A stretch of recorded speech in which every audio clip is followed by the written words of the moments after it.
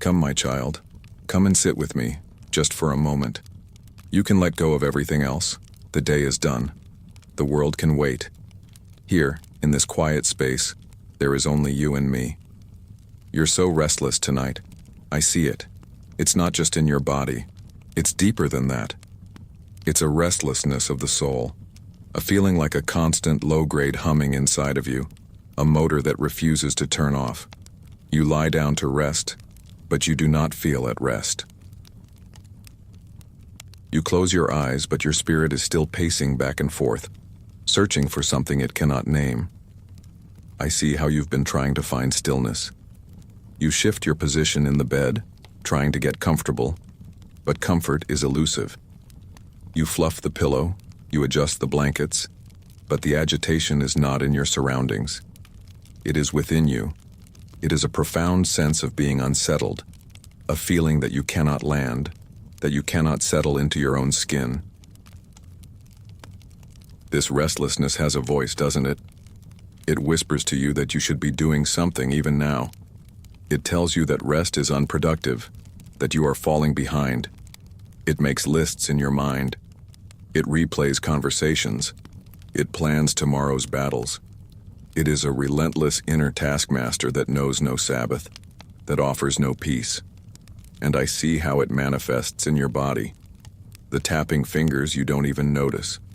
The leg that needs to keep moving. The way you hold your breath without realizing it. The clenching in your jaw. Your body is a mirror of your soul. And tonight, both are crying out for stillness. Both are exhausted from this constant inner motion. My child, do not be ashamed of this feeling. Do not be frustrated with yourself. You live in a world that cultivates restlessness. It praises busyness. It rewards hurry. It feeds you a constant stream of information and stimulation, training your mind to jump from one thing to the next, never settling, never diving deep. It is no wonder your soul has forgotten the art of being still. But I have not forgotten, and I am here to teach you again. I am here to be the stillness you have been searching for. My presence is the quiet harbor for your storm-tossed heart. So let's begin by simply acknowledging the truth of this moment. You are restless. You feel agitated. You are weary from the constant inner spinning. It is okay. You don't have to fight it anymore. You don't have to pretend it isn't there. You can bring your restless, agitated, weary heart to me, and I will not turn it away. In fact, I welcome it. It is the restless soul that is most ready for the deep, profound calm that only I can give. So let your restless heart be seen by me. Let my loving gaze fall upon your inner turmoil, not with judgment, but with infinite compassion. I am not asking you to become still. I am inviting you to come to me, the one who is stillness itself. And in my presence, a great and gentle calm will begin to settle upon you, as soft and as sure as evening mist settling in a quiet valley. Just be here with me. Your search for rest ends here. My beloved, let's look more closely at this restlessness together. Let's name its two greatest servants, the twin engines that drive its chaotic energy. They are your racing mind and your aching body. For so long they have been locked in a frantic dance, each one making the other more agitated, spinning faster and faster until you feel you might come apart. But we will not let that happen. We will speak peace to them both. First, let's talk about your mind. Tonight, your mind is like a room full of televisions, all on, all tuned to different channels, and all at full volume. One channel is broadcasting tomorrow's to-do list on a frantic, endless loop. Another is replaying a difficult conversation from yesterday, analyzing every word, every tone. A third is showing a horror film of all your worst-case scenarios, every possible thing that could go wrong.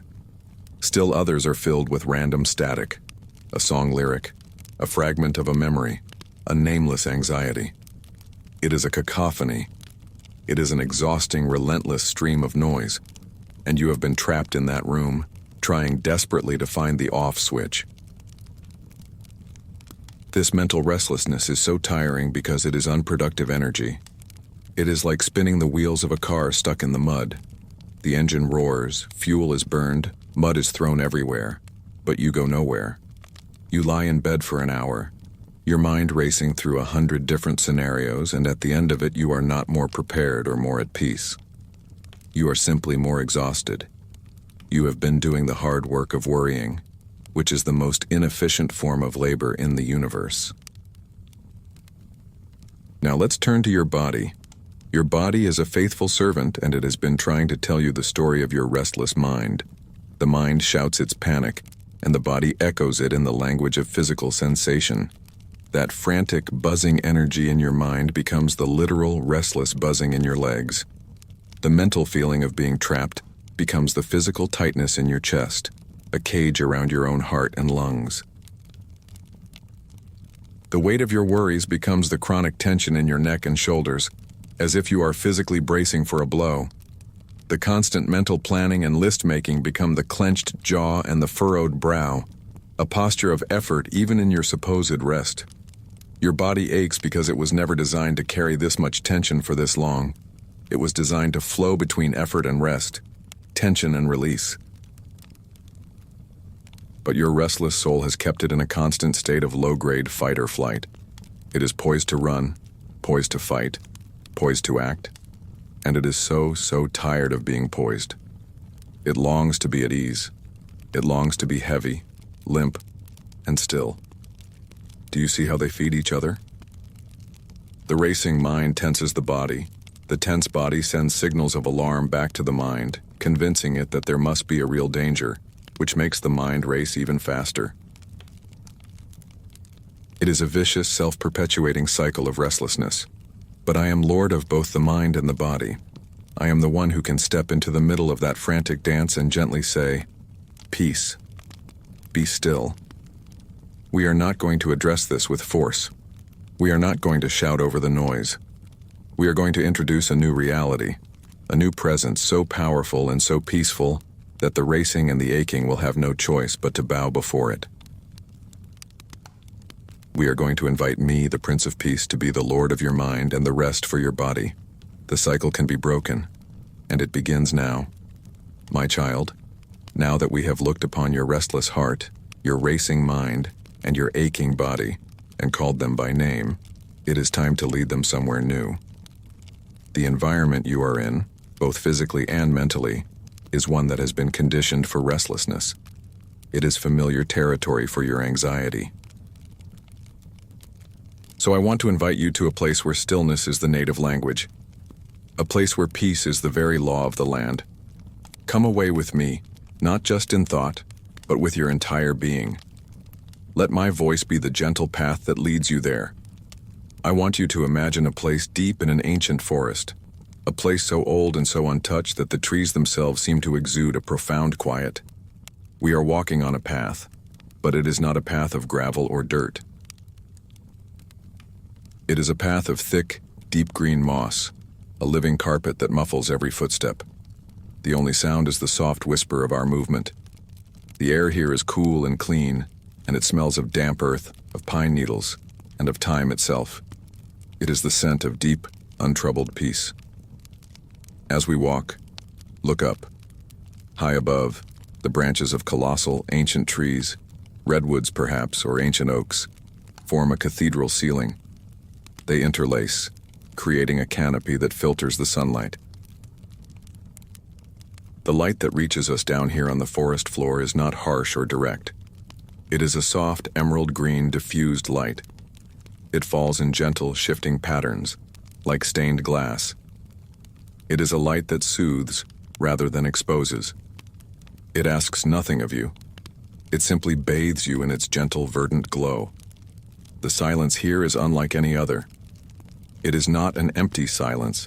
It is a full silence. It is weighted. It is ancient. It is alive. It is the silence of things growing slowly, patiently, without any hurry or striving. The great trees around us have been standing here for centuries, growing imperceptibly, reaching for the heavens in a slow, silent act of worship. They are perfect masters of the art of just being. They do not worry about the next storm. They do not strive to grow faster than their neighbor. They simply stand, rooted and present, in a state of profound, majestic stillness, and their stillness is contagious. Let's stop here, in a small clearing where the green light is softest. In the center of this clearing is a single, great stone, covered in a soft mantle of moss. It has been sitting here for 1,000 years. It has felt the sun and the rain, the snow of winter and the heat of summer. It has seen empires rise and fall. It is an emblem of permanence, of stability, of unshakable being. This stone represents my own unchanging nature, my faithfulness that endures through all generations. Come and rest against this stone. Lean your back against it. Feel its cool, solid strength seeping into your own weary, aching back. It can take your full weight. It will not move. It will not crumble. It is a perfect support. Let it hold you. Now that you are resting here in this place of deep stillness, I want you to become aware of the subtle life around you. See a single, perfect fern, unfurling its fronds in a slow, graceful spiral. It is a picture of gentle, unhurried growth. See a tiny mushroom pushing its way up through the mossy earth, a small testament to the quiet, persistent life that thrives in this place. Perhaps you can hear a sound now, so faint you almost missed it. It is the sound of a single drop of water falling from a high leaf onto a lower one, a tiny liquid chime in the vast cathedral of silence. Plink. And then, silence again. This is the place I have prepared for your restless soul. Here, hurry makes no sense. Here, anxiety is a foreign language. Here the racing of your mind begins to slow, for it has nothing to latch onto, no problem to solve, no list to make. The only thing to do here is to be still, to breathe in this ancient, peaceful air. Let the great silent patience of these trees seep into your spirit. Let the solid, unmoving strength of this stone seep into your body. Let the cool, green light of this place soothe your tired eyes and your overstimulated mind. This is a sanctuary. A place where your soul can finally come to rest. The roots of these great trees go down deep into the earth, drawing up life and stability. As you rest here, imagine your own soul growing roots, sinking them down deep into me, your rock, your foundation, drawing up my peace, my life, my stillness. Your restlessness has been the feeling of being uprooted, of being tossed about by the winds of the world. But here you are being replanted. You are being rooted.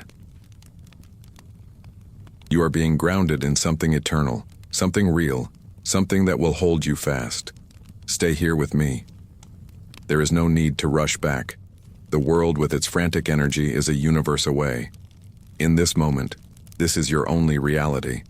This deep, green, silent, holy stillness. Rest in it. Let it soak into you. Let it become a part of you. This is the beginning of the great calming. This is where your soul learns to be still and to know that I am God. My precious child, as you rest here against the great moss-covered stone surrounded by the profound stillness of this ancient forest, I want to speak to the very heart of your restlessness. We must name the tyrant that has been driving you, the one that has stolen your peace and exhausted your soul. The tyrant's name is doing. You live in a world that worships at the altar of doing. From the moment you wake, your value is measured by what you do, what you accomplish, what you produce. Your to-do list is your sacred text. Your calendar is your master. Your sense of worth rises and falls with your level of productivity.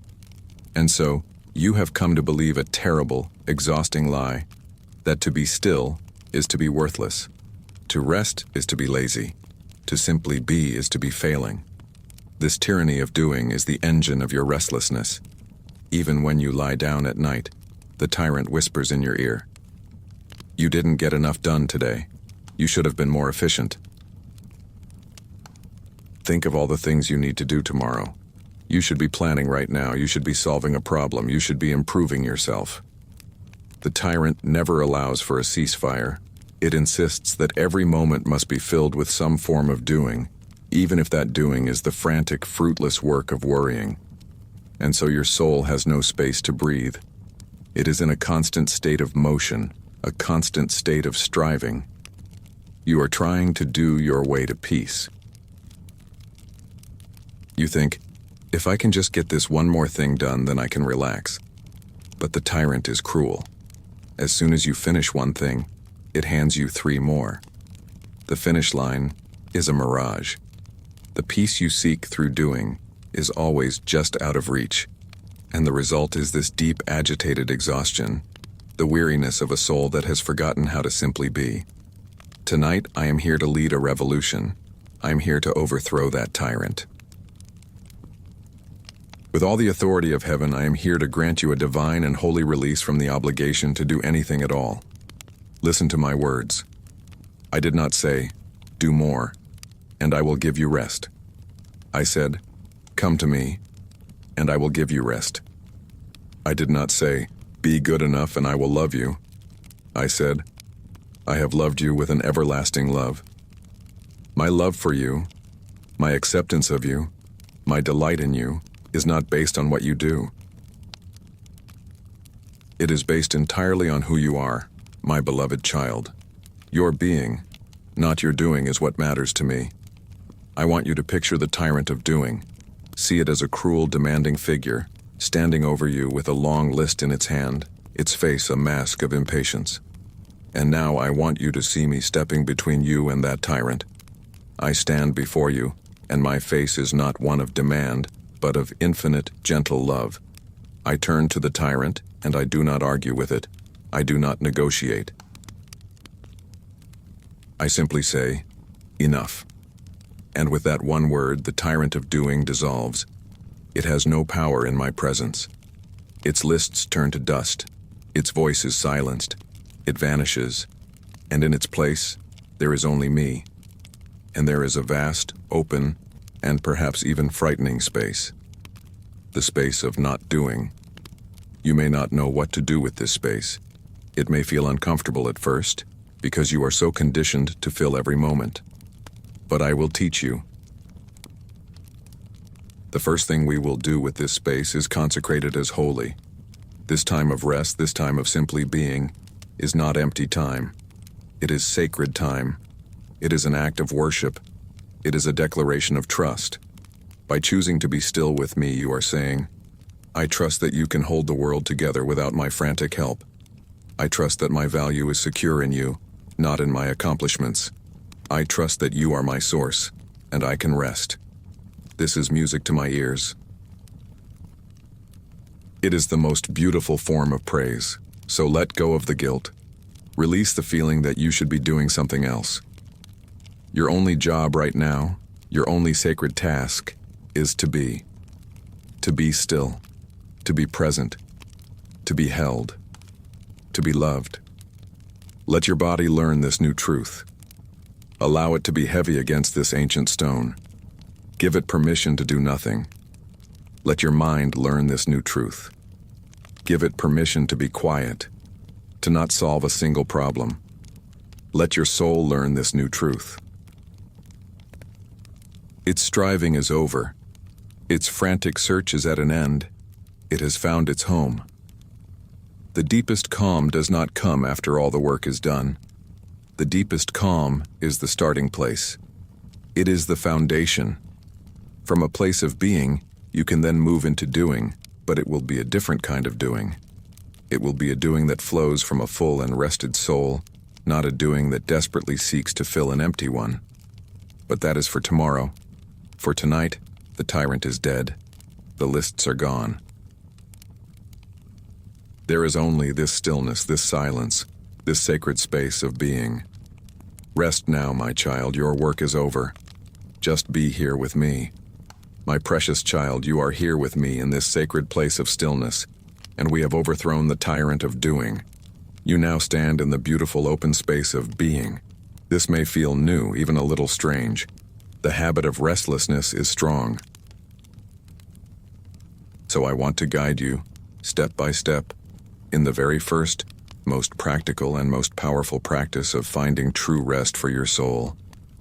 It is found in the ancient command I gave to my people, a command that is also a gentle and loving invitation. Be still, and know that I am God. Let us not treat this as a single action, but as a journey in two parts, and we will take the first part very, very slowly. The first step is simply this: be still. This is not a command to the soul alone. It is a command that begins with the body. Your body, as we have seen, is a faithful mirror of your inner state. It has been holding the tension of your restlessness for so long. To quiet the soul, we must first teach the body what stillness feels like again. So let us begin there, with a gentle, loving inventory of your physical self, inviting each part into this profound state of stillness. Start with your feet. Think about your feet. They carry you all day.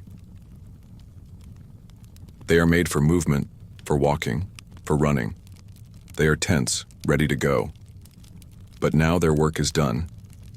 I want you to consciously give your feet permission to be still. Imagine all the energy, all the readiness to move, draining out of them, like water sinking into the soft, mossy earth beneath us. Feel them become heavy, limp, and completely at rest. They do not need to take you anywhere. They can be still. Now bring your awareness up to your legs, your powerful thighs, your calves.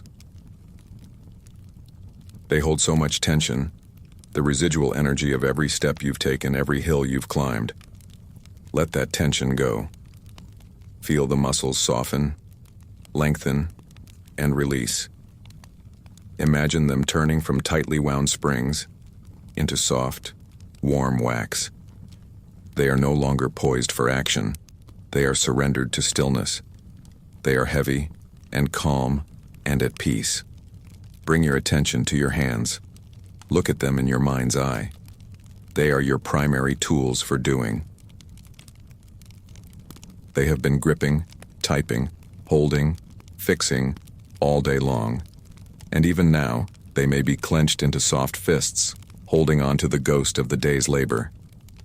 Gently, consciously, unfurl your fingers. Let your hands lie open, with the palms facing up. This is a posture of reception, of surrender. It is a physical declaration that you are done striving and are now ready to receive. Feel the tension drain from your knuckles, your wrists, your forearms. Your hands have done enough. They can be still.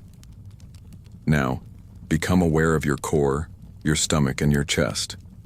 This is where fear and anxiety often live. You have been holding your stomach tight, bracing for impact. You have been keeping your chest constricted, guarding your heart. Let it go.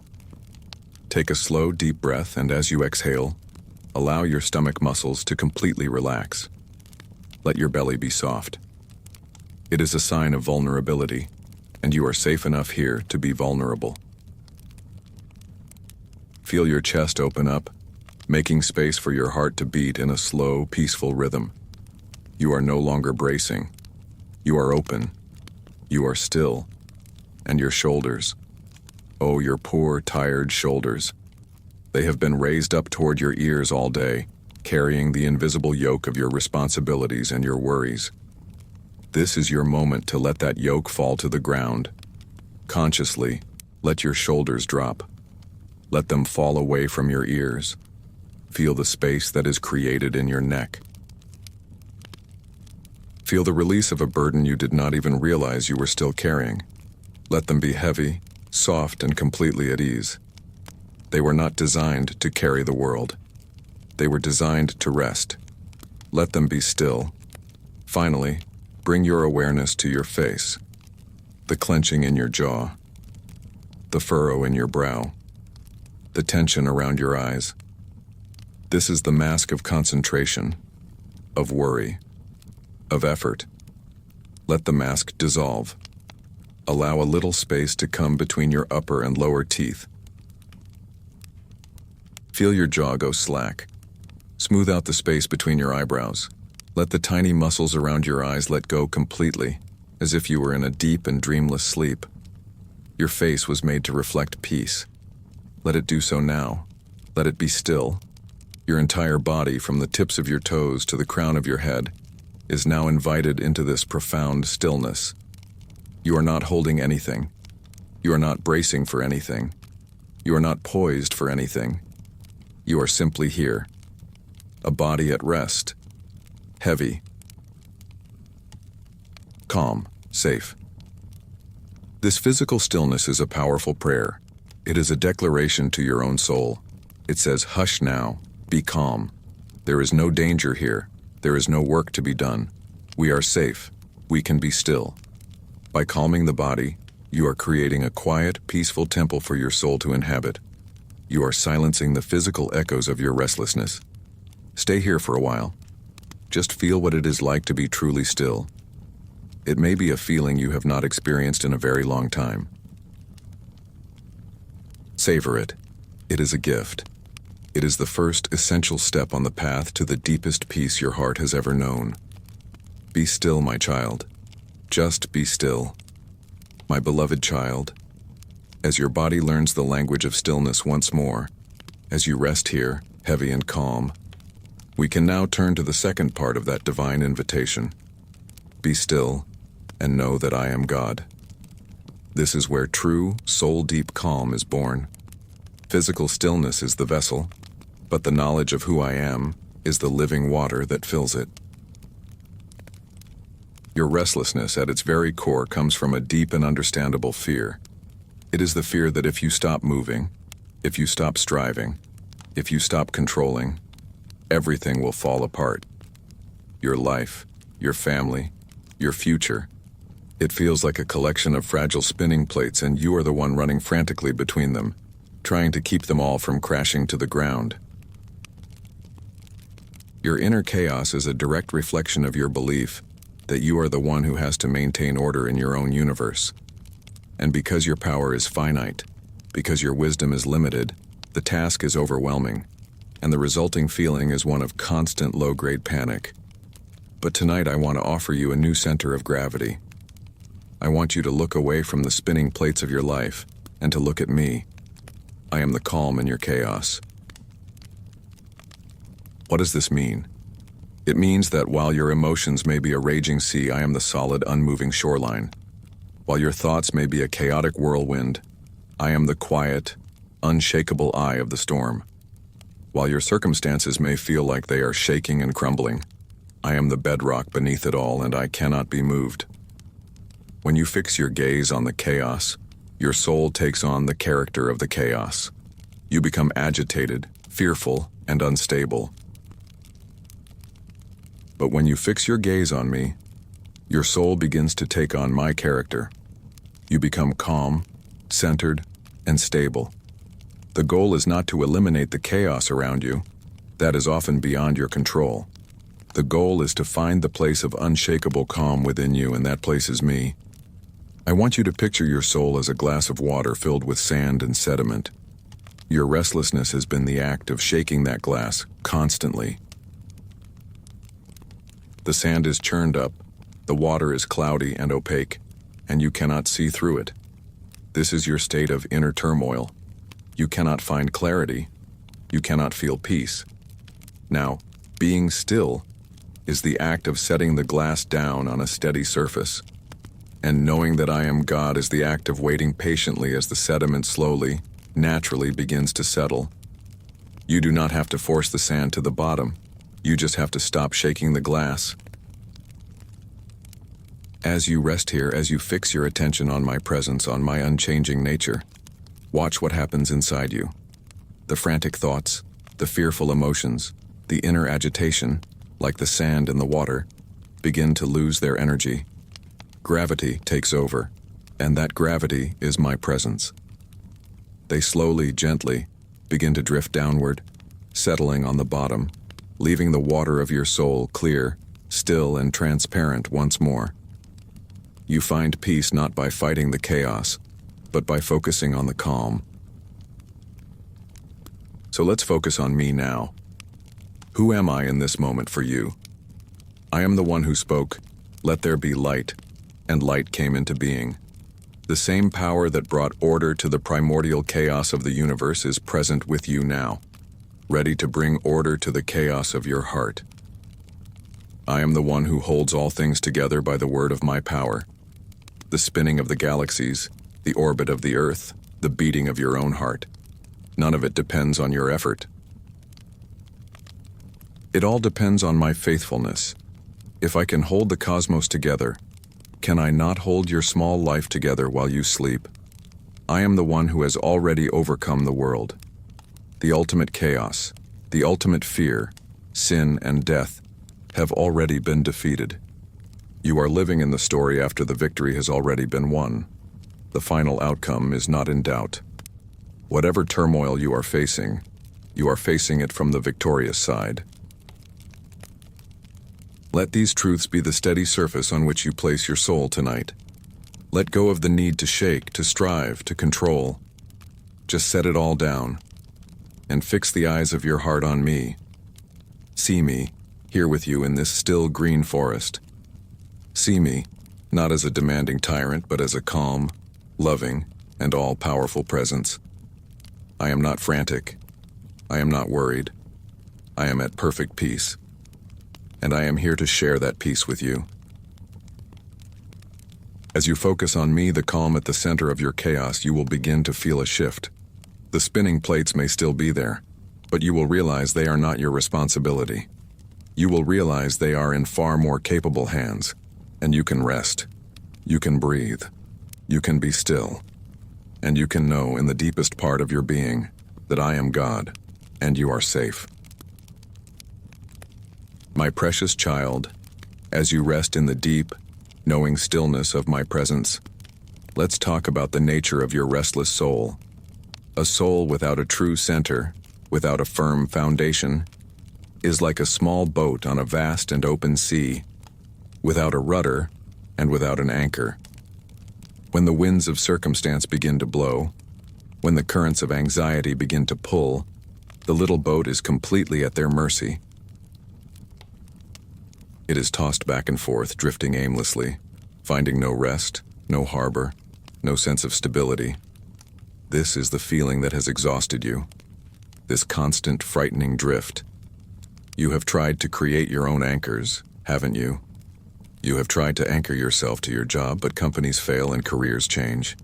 You have tried to anchor yourself to a relationship, but people, even with the best intentions, can be unpredictable and can let you down.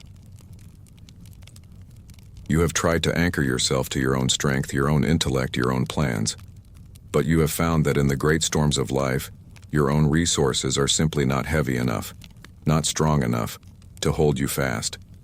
Your anchors drag along the bottom, giving you the illusion of security for a moment, but ultimately failing to hold you against the powerful pull of the deep. Tonight, I offer you a different anchor.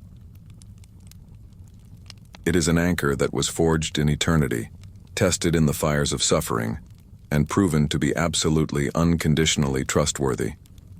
This anchor is my own presence, my unchanging character, my unbreakable promises. I want to be the anchor for your soul, both sure and steadfast. I want you to picture this anchor. It is not small or light. It is immense, heavy, and forged from a material that does not exist on this earth. It is forged from pure faithfulness, from perfect love, from absolute sovereignty. It is so heavy that once it is set, no storm, no wind, no current, no tidal wave of fear or despair can ever move it. It is an anchor that holds not just the boat, but the very seabed itself. Now see the boat. That is your soul. It is a beautiful boat, one that I crafted with loving care. But it is bobbing restlessly on the surface of a churning sea of emotions and thoughts. You feel the anxiety pulling you in one direction, the fear pushing you in another. You feel out of control, adrift, and deeply unsafe. Now, see me with you in the boat. I am here, and I am holding the great anchor, I look at you with love and compassion, and with a quiet strength that calms your heart even before the anchor is dropped. Then, with a gentle, powerful movement, I release it. Watch it go. There is no frantic splash.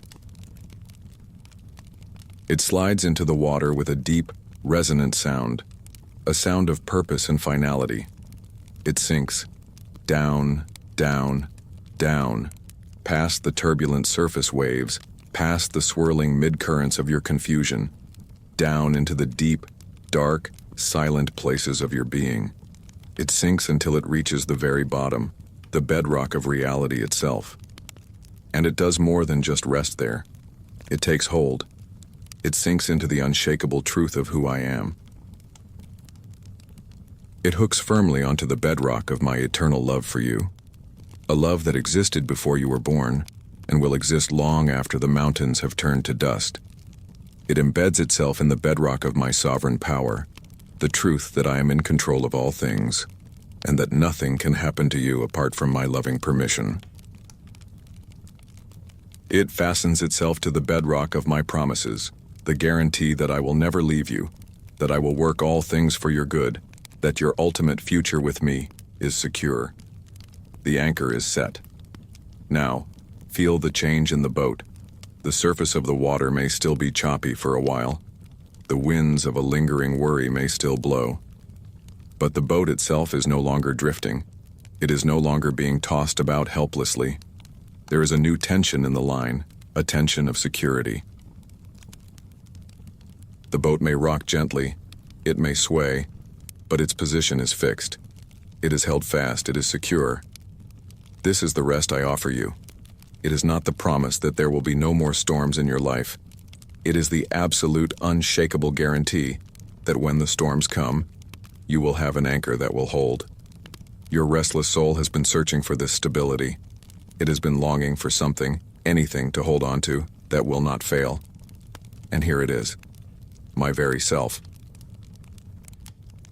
So tonight, as you lie here, I want you to feel the security of this anchor. Feel the steadfast pull of the anchor line, connecting your fragile soul to my infinite, unmoving strength. Every time a restless thought or a fearful emotion tries to pull you adrift, imagine the anchor holding firm. Imagine the line becoming taut, reminding you that you are not going anywhere. You are secure in me. This is how you calm your soul. You stop focusing on the waves, and you start focusing on the anchor. You rest in the knowledge that you are held. You are moored not to a temporary dock, but to the very bedrock of eternity. The drift is over. The frantic searching for security is finished. You have found your harbor. You have found your rest. You are anchored in me. Sleep now, my child. The anchor is set. The boat is safe. My precious child, now that your body is still and your soul is anchored, let us turn our attention to the final bastion of your restlessness, the noise. The constant chattering, buzzing, clamoring inner noise of your mind. For even when the body is calm and the soul feels secure, the mind can continue its frantic broadcasting out of sheer ingrained habit. It is like a great city that never sleeps, filled with the sounds of traffic, of alarms, of endless, meaningless conversations. And this inner noise is one of the greatest enemies of peace. We have spoken of your mind as a room filled with televisions, all blaring at once. Let us return to that room now, not as a helpless victim, but as a gentle but authoritative master of the house, with me by your side. We are not going to enter the room and start shouting over the noise. We are not going to frantically run from screen to screen, trying to rip the plugs from the wall. This would only create more chaos. Instead, we are going to do something much more simple and far more powerful. We are going to find the master remote control. And that remote control is your focused, intentional will, empowered by my spirit. Let us identify the loudest channels first, the ones that cause the most distress. There is the channel of future planning. This channel broadcasts a non-stop stream of to-do lists, schedules, logistics, and strategies. It is constantly trying to solve tomorrow, next week, next year. It believes that if it can just create the perfect plan, it can finally rest. But its work is never done because the future is always unfolding. The noise from this channel is hurried, demanding, and relentless. There is the channel of past regret. This one plays your greatest misses on a loop. It shows reruns of every mistake, every awkward moment, every failed attempt. Its narrator is the voice of shame, and its soundtrack is the sad song of If Only. The noise from this channel is heavy, condemning, and deeply sorrowful. There is the channel of anxious imagination. This is a 24-hour news network that reports exclusively on disasters that haven't happened yet. It specializes in worst-case scenarios, in vivid, detailed depictions of loss, failure, and pain. The noise from this channel is shrill, panicked, and terrifying. And then there are the countless other small, static-filled channels. The channel of other people's opinions, the channel of random song lyrics, the channel of unfinished work conversations. The noise is a cacophony. It is a wall of sound that makes it impossible to hear the gentle whisper of my voice. Now see the remote control in your hand. It has only one button on it. It is not an off button. It is a volume button. You have been given authority over the volume of the thoughts you choose to entertain. You cannot always stop a thought from appearing on a screen, but you do not have to give it your full attention. You do not have to turn up the volume. Let us practice this together. I want you to bring your awareness to the channel of future planning. See it, hear its frantic noise. Now, using the gentle intention of your will, I want you to mentally press the volume down button. One press. The noise gets a little quieter. You can still hear it, but it's no longer shouting. You say to it with gentle authority, "Not now. The plans are in my Father's hands. It is time for rest." And press the volume down again and again, until it is nothing more than a faint, distant murmur. Now turn your attention to the channel of past regret. Hear its sad, heavy song, see the painful reruns, and with the same gentle authority, press the volume down button. As you do, you say to it, "That is covered by grace. That is washed clean. It no longer has a voice here." Press the button again and again. Feel the heavy, condemning noise fade into a respectful silence. It no longer has power over you. And now the loudest and most frightening one, the channel of anxious imagination. See its terrifying headlines. Hear its panicked reports. This one may feel like it has control, but it does not. It too must obey. With the authority I have given you as my child, press the volume down button. Say to it, "I will not listen to your lies. My God is my shield and my protector. I choose to trust, not to fear." Press the button again and again. Watch as the terrifying images flicker and fade, as the shrill voice of panic becomes a powerless whisper, and then silence. You are turning down the volume on everything that is not me. You are creating a space of inner quiet. At first, this quiet may feel strange, even empty. You are so accustomed to the noise, but do not be afraid of it. This silence is not emptiness. It is readiness. It is a cleared and consecrated space, waiting to be filled. And now, into this beautiful, vast inner silence, a new sound can finally be heard. It has been there all along, but the other channels were too loud. It is the still, small voice of your shepherd. It is the gentle, steady whisper of my love. It is the profound, resonant hum of my peace. This is the only channel you need to listen to tonight. Turn the volume up on this one. Let it fill the entire room of your mind. Let my voice be the only voice you hear. Let my peace be the only sound that resonates in your soul. The noise of the world and the restlessness of your mind have been silenced. All that remains is the deep, holy, and healing quiet of my presence. Rest in this silence. It is the sound of your soul finally coming home. My precious child, as you rest in this newfound inner quiet, with the noise of the world and your own mind finally silenced, I want to take you back in time. I want to sit here with you in this peaceful ancient forest and tell you a story. It is a true story, a story about a dark night, a terrifying storm, and a peace so powerful it could command the very winds and waves to be still. I want to tell you this story not just for you to hear it, but for you to feel it, and to know that the same power that tamed that chaotic sea is present with you now, ready to tame the sea within your own restless soul. Do you remember? I had been teaching all day by the shore of the Sea of Galilee. The crowds were great, and the spiritual and emotional energy I had poured out was immense. I was tired, my child, with a deep human weariness that you yourself know so well. As evening fell, I said to my friends, my disciples, "Let us go over to the other side of the lake." They were expert sailors, most of them. This water was their home, their livelihood. They knew its moods, its currents, its sudden changes. They felt confident.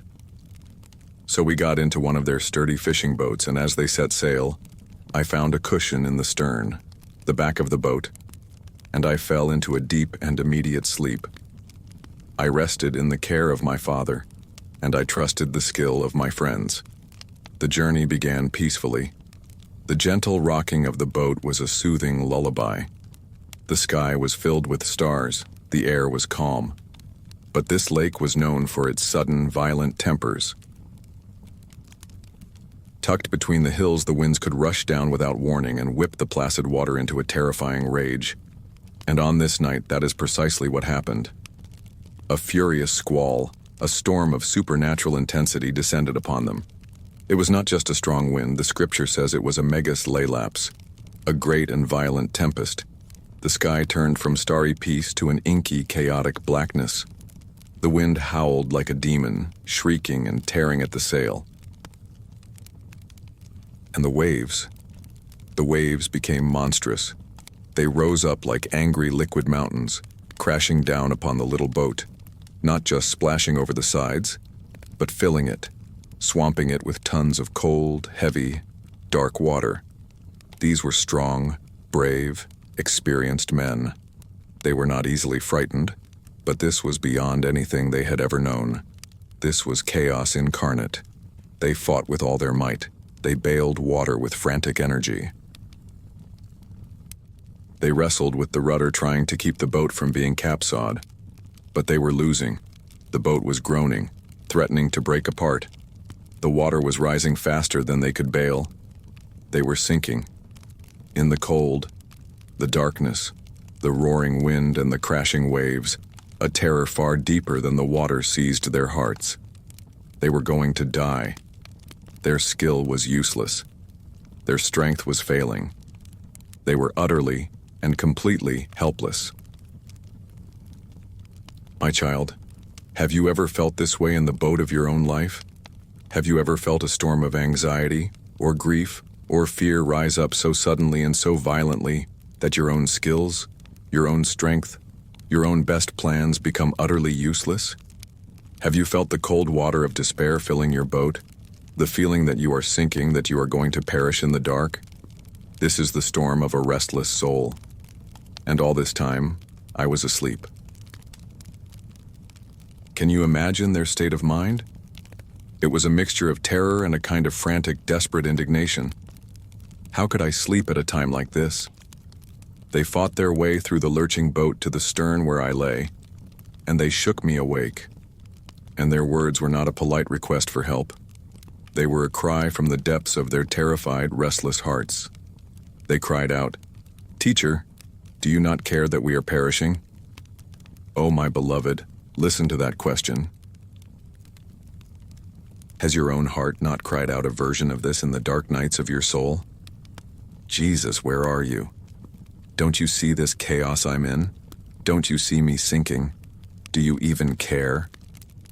It is the cry of every human heart that feels abandoned in a storm. And I heard them. I awoke. I saw their terrified faces, illuminated by the stark flashes of lightning. I saw the churning black water filling the boat. I saw the raging storm. and my heart was filled not with annoyance but with a deep and tender love for them. And what did I do? I did not start bailing water. I did not grab the rudder. I did not give them a lecture on faith. I stood up in the middle of that rocking, sinking boat, in the heart of the chaos, and I addressed the storm itself. I spoke to the wind. I spoke to the waves. And with a voice of calm, absolute, and effortless authority, I said, "Peace, be still." And in an instant, a miracle. The howling wind did not just die down, it ceased. The raging waves did not just subside, they became perfectly calm. There was a great and sudden stillness. A profound, unnatural peace settled over the water, so deep and so immediate that the silence itself was almost as shocking as the storm had been. I am telling you this story tonight so that you will know who it is that sits with you in the stillness of this forest. The one who has authority over the winds and the waves is here with you now. The chaos of your restless mind, the churning sea of your anxious emotions, they are not more powerful than I am.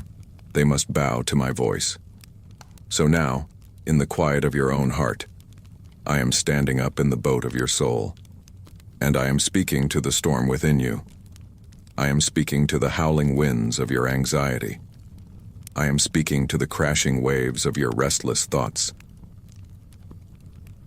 And I am saying to them with that same calm and loving authority, "Peace, be still." Feel it now. Feel the inner winds begin to die down. Feel the churning sea of your emotions begin to calm. Feel the great and sudden stillness settle upon your soul. The storm does not have the final word. The chaos does not have the final say.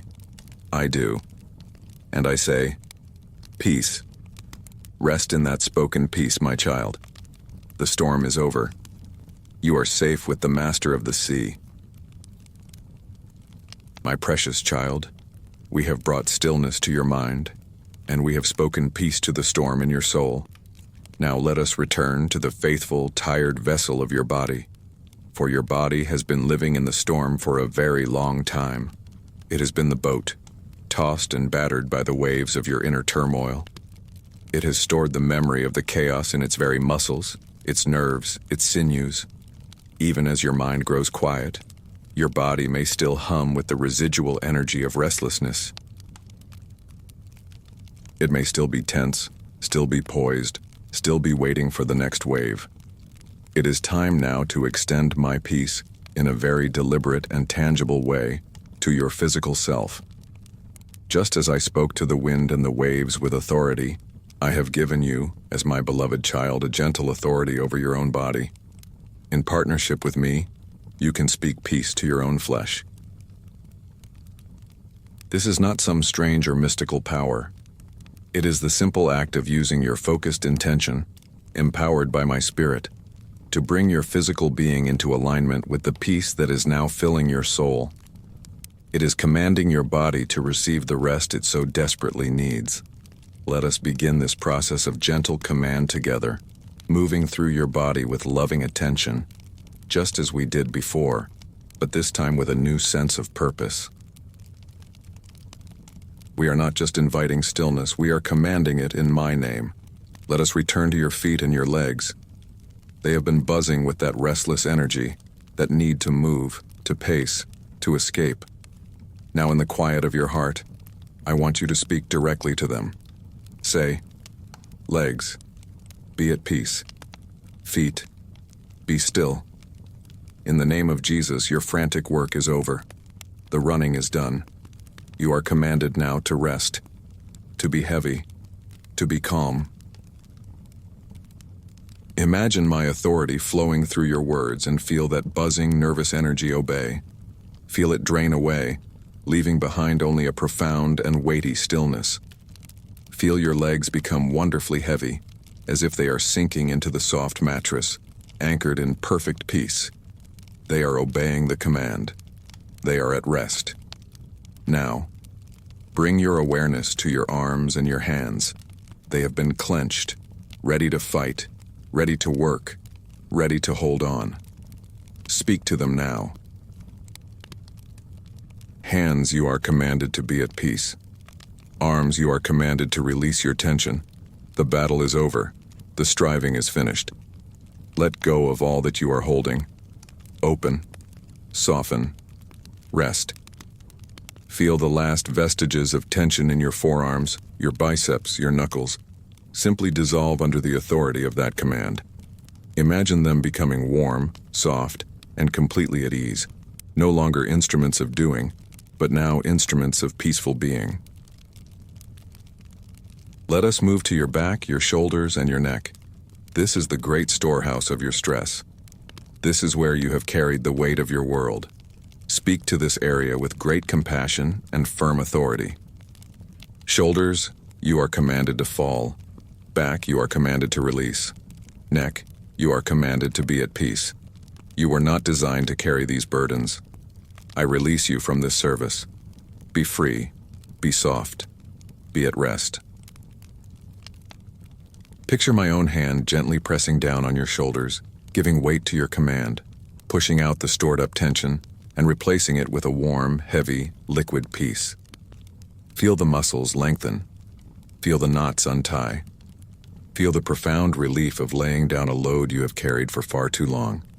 Now let us speak to your core, your very center, your stomach, your chest, the home of your anxious heart and your shallow breath.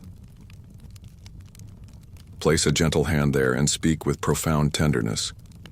Heart, you are commanded to be at peace. Do not be afraid. Be still. Your frantic rhythm can slow now. You are safe. Lungs, you are commanded to breathe deeply and slowly. The danger has passed. Fill this body with the breath of calm. Feel your heartbeat respond. Feel it slow down, finding a calm, steady, and powerful rhythm, like a slow and gentle drum. Feel your breathing deepen, becoming full and life-giving. No longer the short, panicked gasps of fear. Your very core is coming under the dominion of my peace. And finally, your jaw, your face, your head. Speak to them. Jaw, you are commanded to unclench. Brow, you are commanded to smooth. Mind, you are commanded to be silent. Imagine the tension in your face melting away like a wax mask held too close to a gentle fire. Feel the muscles around your mouth and eyes go completely slack. You are commanding your body to let go of the physical posture of worry and to adopt the physical posture of perfect trust. My child, you have now spoken peace to your entire being. You have acted as my steward over your own physical temple, and your body, which was created by me and for me, rejoices to obey the command of rest given in my name.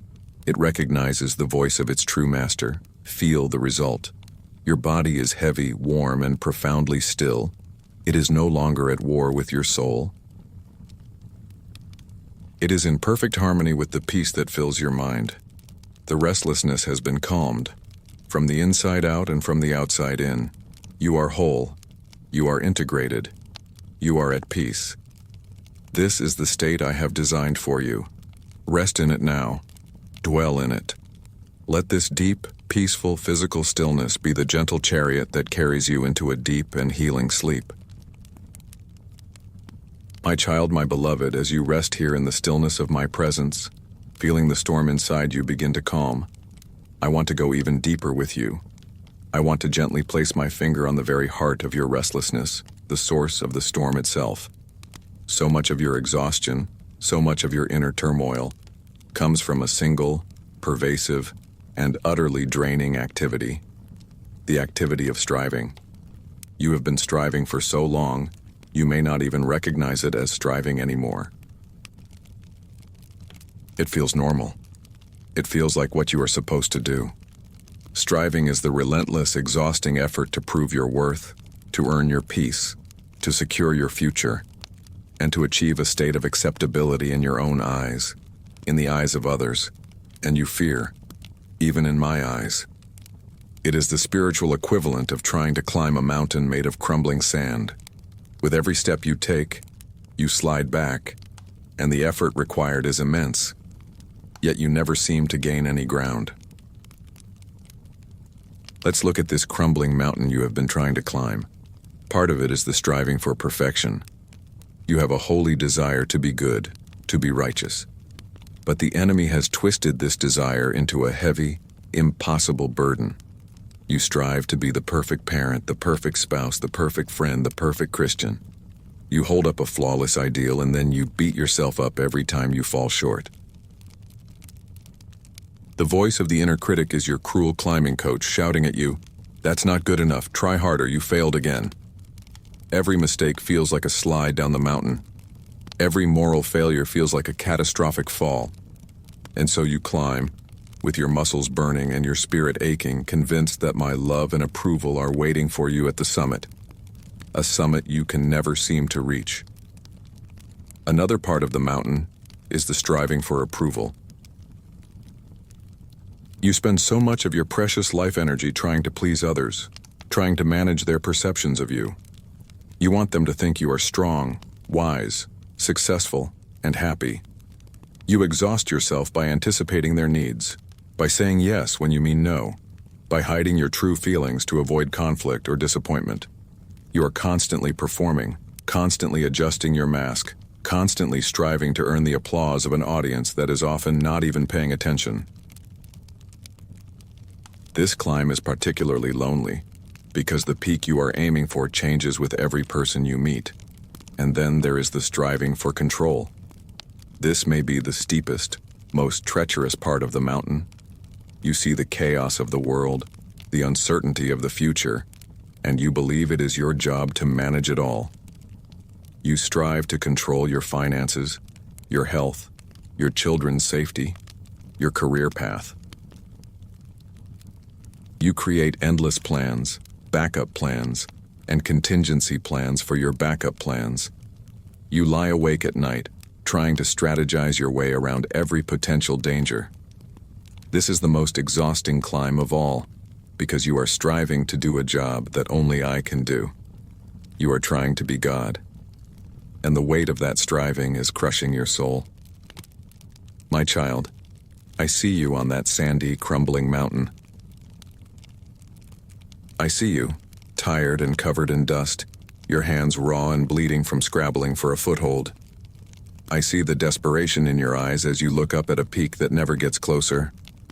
And my heart is not filled with a demand for you to climb faster. My heart breaks with love and compassion for you. And I am here tonight to tell you the most liberating news you will ever hear. You can stop climbing. The race is a lie. The mountain is a mirage. You were never meant to climb it in the first place. Listen to me. When I hung upon the cross in my final moments, I uttered a single word. In your language it is finished. In the language I spoke, the word was tetelestai.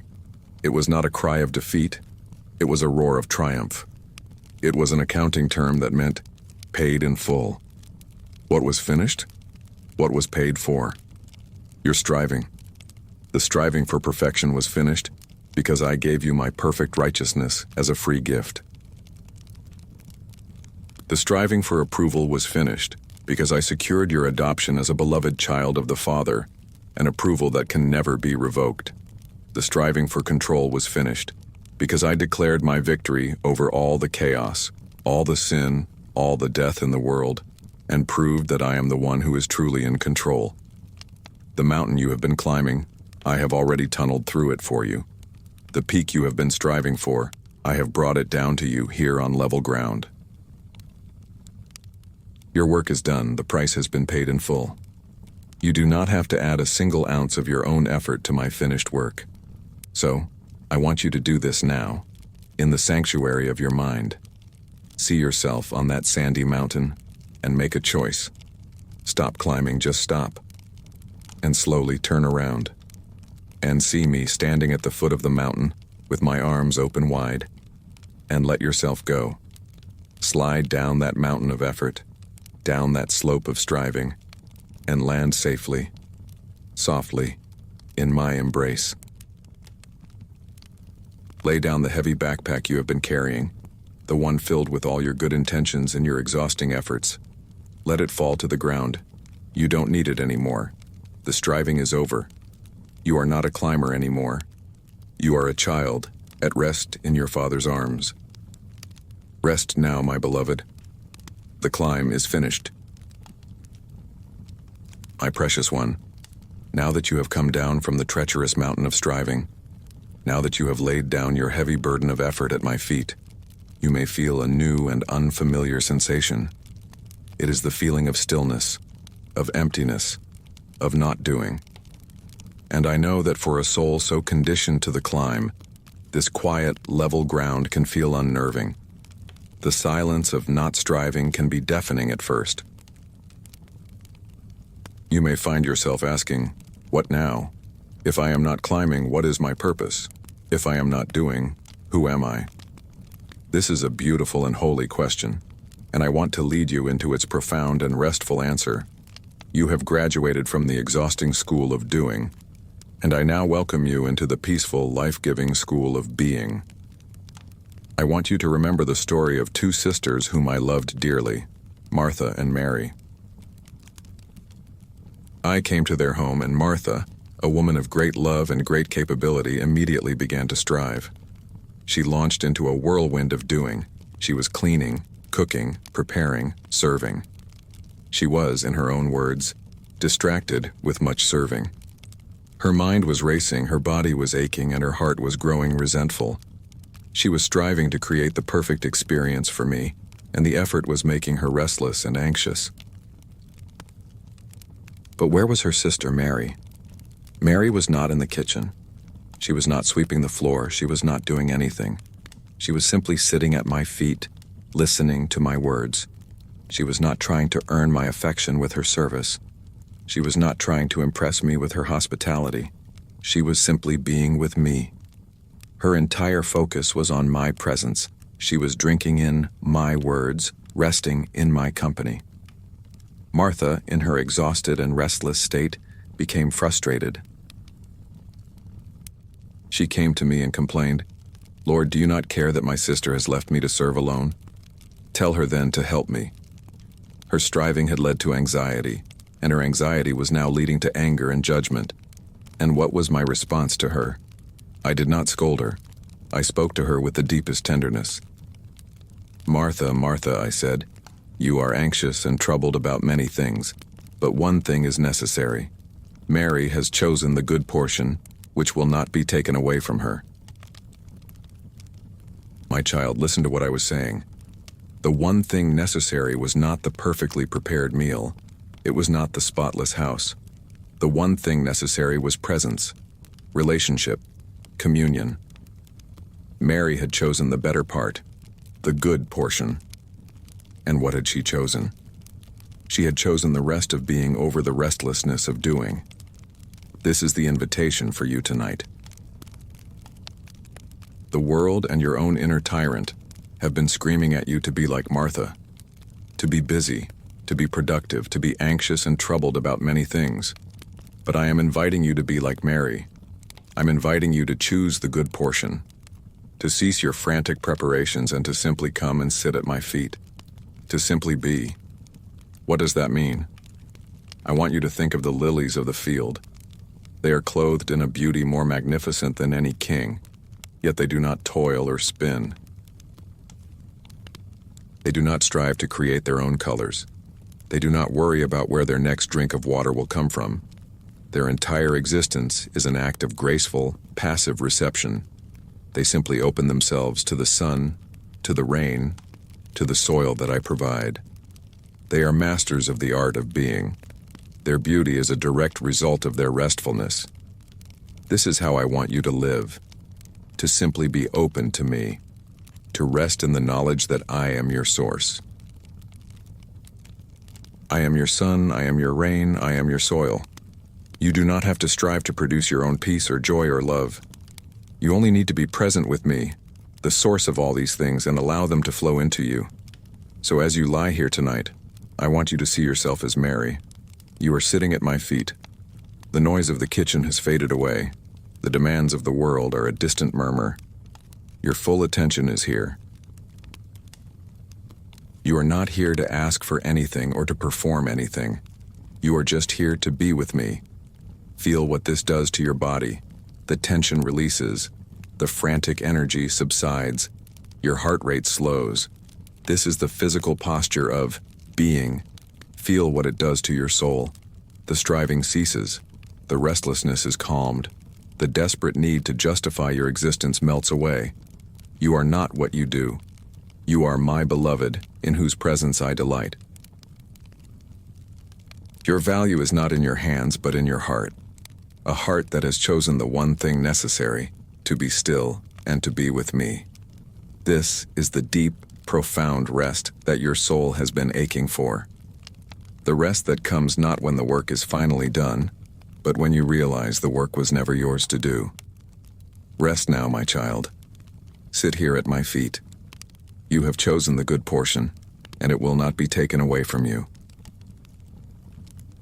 My beloved child, as you rest here seated at my feet, basking in the profound peace of simply being, we have arrived at a pivotal moment. We are standing before a locked door, and behind this door lies the deepest, most serene level of rest your soul can ever know. But to open this door, you must use a key you have been very reluctant to touch. It is the key of surrender. It is the courageous, liberating act of letting go of the reins.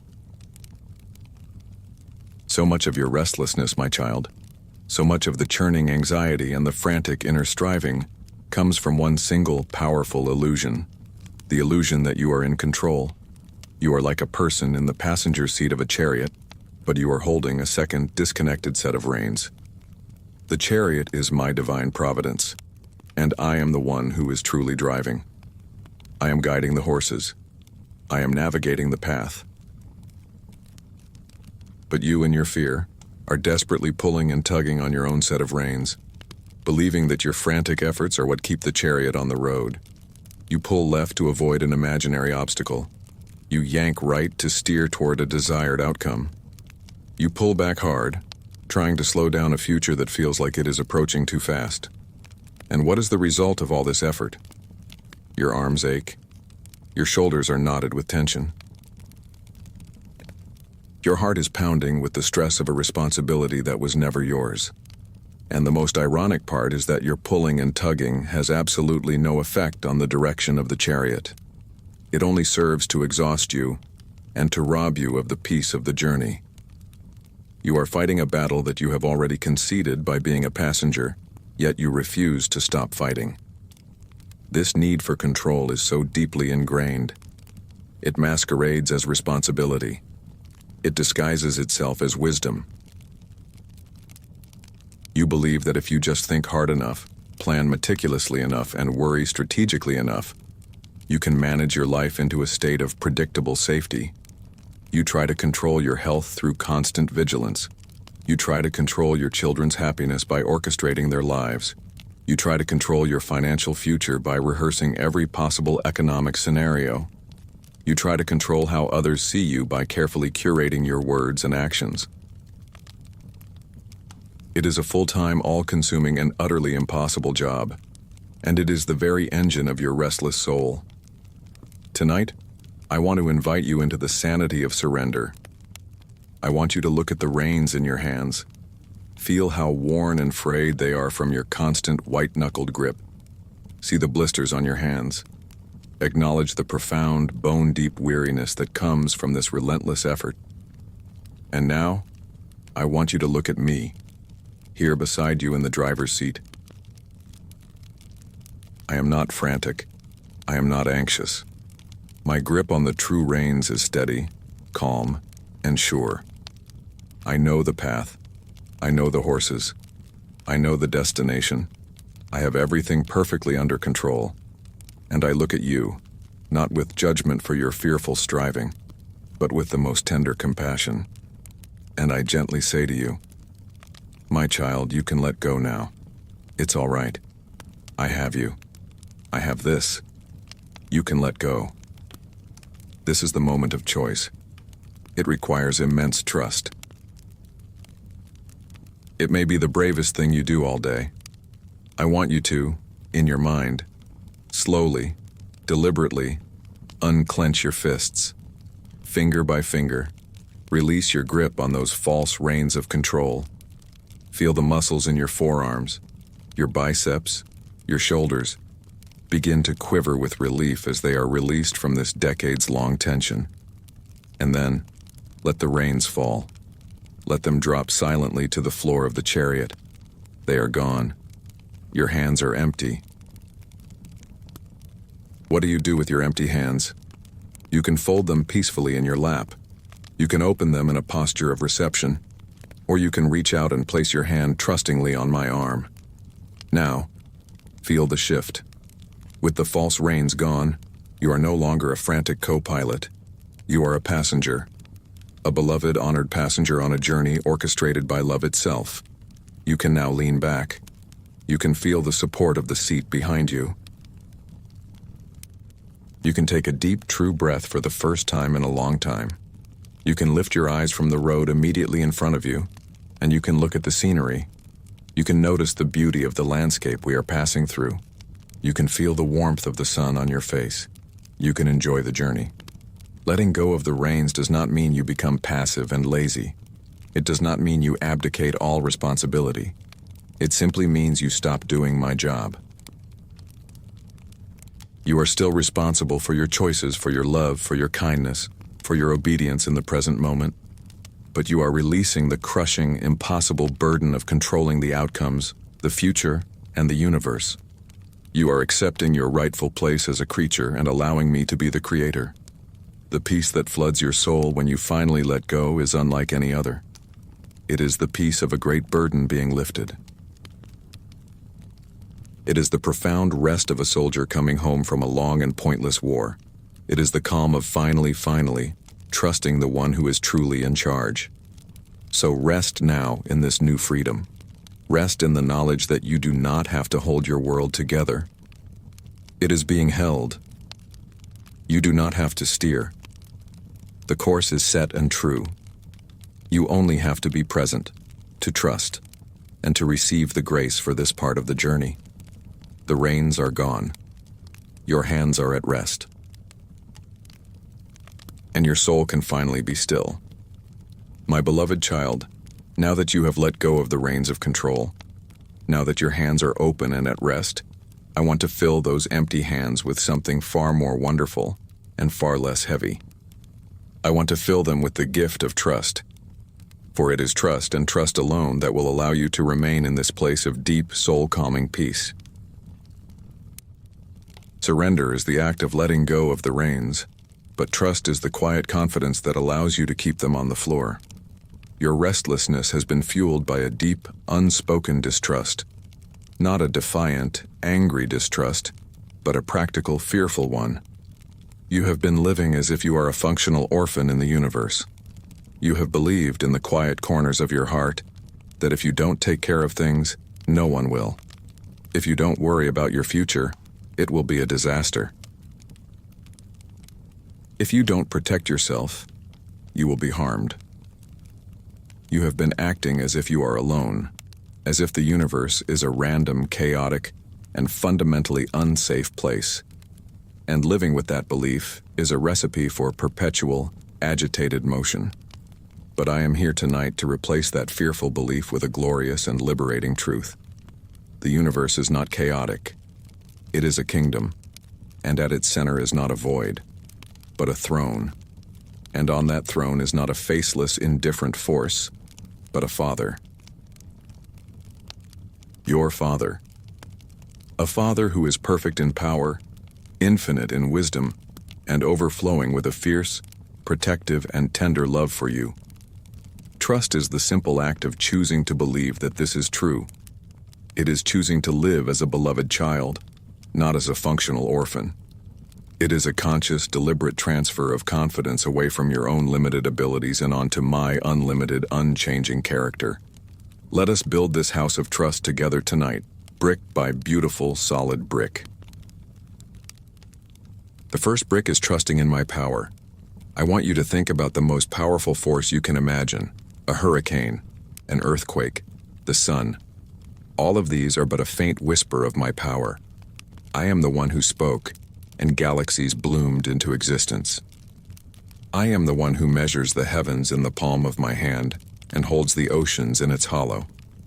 The very laws of physics are merely the habits of my will. This same immeasurable, creative, and sustaining power is actively engaged on your behalf.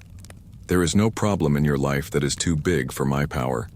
There is no enemy too strong. There is no chaos I cannot order. So trust in my power. Your life is not in the hands of random chance, it is in the hands of omnipotence.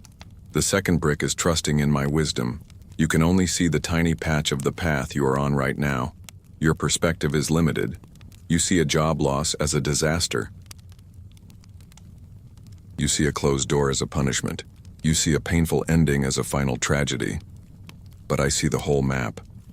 I see the entire tapestry of your life, from beginning to end. I know how the painful chapters connect to the joyful ones. I know how the closed door is redirecting you to a far better path. I know how the disaster is the very event that will unlock a new level of strength and compassion in you. My wisdom is perfect, and my plans for you are good. So trust in my wisdom. Even when you cannot understand the path, you can trust the guide. The third brick is trusting in my love. This is the mortar that holds the other bricks together. For power without love could be terrifying, and wisdom without love could be cold. But my power and my wisdom are always filtered through the lens of my perfect, unchanging, and passionate love for you. I do not just manage the universe. I love you. I am not just a cosmic strategist. I am your Abba, Father. Every single thing I allow to touch your life is intended for your ultimate good and my ultimate glory. Every single decision I make concerning you is a loving one. There are no exceptions. The cross is the ultimate, irrefutable proof of this. I have already demonstrated the absolute extremity of my love for you. I have held nothing back. How can you not trust that I will also give you everything else you need? Power, wisdom, and love. These are the three pillars of a restful, trusting soul. When you are tempted to pick up those reins again, when you feel the old restlessness begin to stir, I want you to come back to these three truths.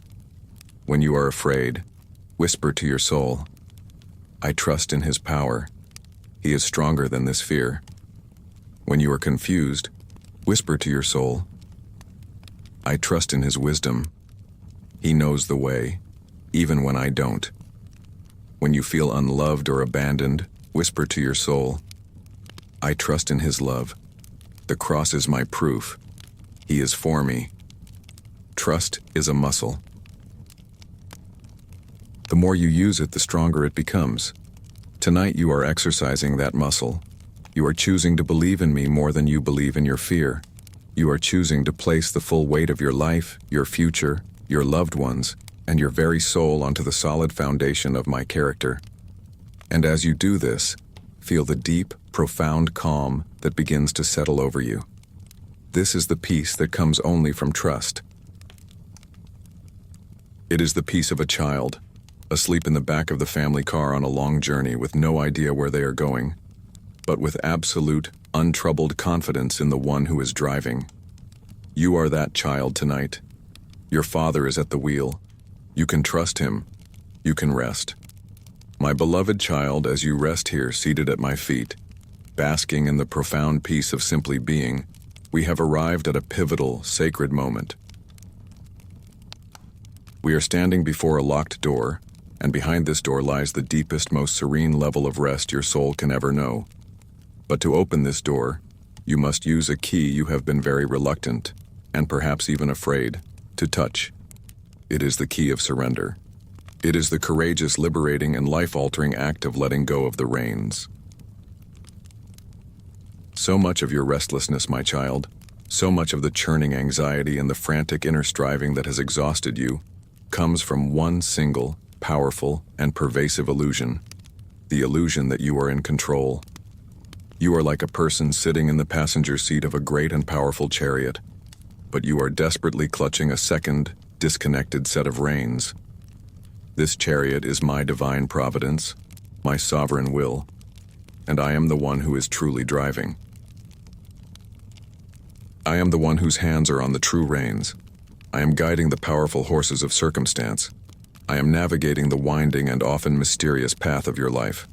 But you, in your deep-seated fear, are desperately pulling and tugging on your own set of reins, believing on some subconscious level that your frantic efforts are what keep the chariot on the road, that your vigilance is what prevents disaster. You pull left, trying to avoid an obstacle you fear is just around the bend. You yank right, trying to steer us toward a destination of your own choosing, an outcome you have decided is best. You pull back hard with all your might, trying to slow down a future that feels like it is approaching too fast, or trying to halt a change that you do not welcome. And what is the result of all this exhausting effort? Your arms ache with a weariness that sleep cannot touch. Your shoulders are a mass of knotted tension. Your heart is pounding with the stress of a responsibility that was never, ever meant to be yours. And the most profound irony of all is that your pulling and your tugging, your frantic and fearful efforts, have absolutely no effect on the direction of the chariot. They only serve to utterly exhaust you and to rob you of the peace and the beauty of the journey itself. You are fighting a battle you have already conceded simply by being a passenger, yet you refuse to stop fighting. This deep need for control is so ingrained in the human heart. It is a legacy of the fall in the garden. It masquerades as responsibility. It disguises itself as wisdom and prudence. You believe that if you can just think hard enough, plan meticulously enough, strategize brilliantly enough, and worry strategically enough, you can manage your life into a state of predictable, comfortable safety. You try to control your health through hypervigilance and anxiety. You try to control your children's happiness by attempting to orchestrate their every move and protect them from every pain. You try to control your financial future by rehearsing every possible economic downturn and market fluctuation. You try to control how others see you by carefully curating every word, every action, every online post. My child, it is a full-time, all-consuming, and utterly impossible job, and it is the very engine of your restless soul. Tonight, in the deep quiet of this sacred space, I want to invite you into the glorious sanity of surrender. I want you to look closely at the reins you are holding in your hands. Feel their texture in your mind. They are rough. They are worn and frayed from your constant, white-knuckled grip. See the calluses and the blisters they have formed on your hands. Acknowledge the profound, bone-deep weariness that comes from this relentless, solitary effort. And now, I want you to lift your eyes from your own hands and look at me, here beside you in the driver's seat of the chariot. My face is not filled with frustration at your efforts. My face is filled with a deep, knowing, and tender compassion. My grip on the true reins is not tense and white-knuckled. It is steady, calm, sure, and relaxed. I know this path intimately. I know the nature of the horses that pull us. I know the destination, and it is more beautiful than anything you could ever imagine. I have everything perfectly, lovingly, under control. And I turn to you, my beloved passenger, and I gently say to you with a love that casts out all fear, my child, you can let go now. It's all right. I have you. I have this. You don't have to do this anymore. You can let go. This is the moment of choice. It is a moment that requires immense trust. It may be the bravest and most important thing you do today. I want you to, in your mind, make the conscious decision, and then, slowly, deliberately, unclench your fists. Finger by painful finger, release your grip on those false, heavy reins of control. Feel the muscles in your forearms, your biceps, your shoulders, begin to quiver with a release they have not felt in years. Feel the decades of tension begin to drain away. And then, let the reins fall. Let them drop silently, harmlessly, to the floor of the chariot. They are gone. Your hands, for the first time in so long, are empty. What do you do with these newly empty, newly peaceful hands? You can fold them gently in your lap, a posture of quiet rest. You can open them on your knees, with palms facing up, a posture of willing reception. Or you can do the most intimate thing of all.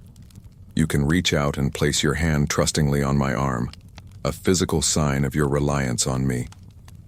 Now feel the profound shift in the very atmosphere of your being.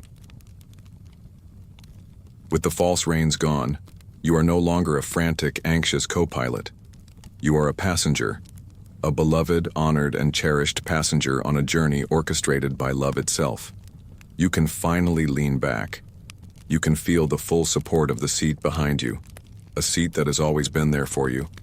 You can take a deep, true, belly-filling breath for the first time in a long, long time. You can lift your eyes from the dusty road immediately in front of you, and you can look at the scenery. You can notice the beauty of the mountains in the distance, the wildflowers by the side of the road, the breathtaking colors of the sunset in the sky.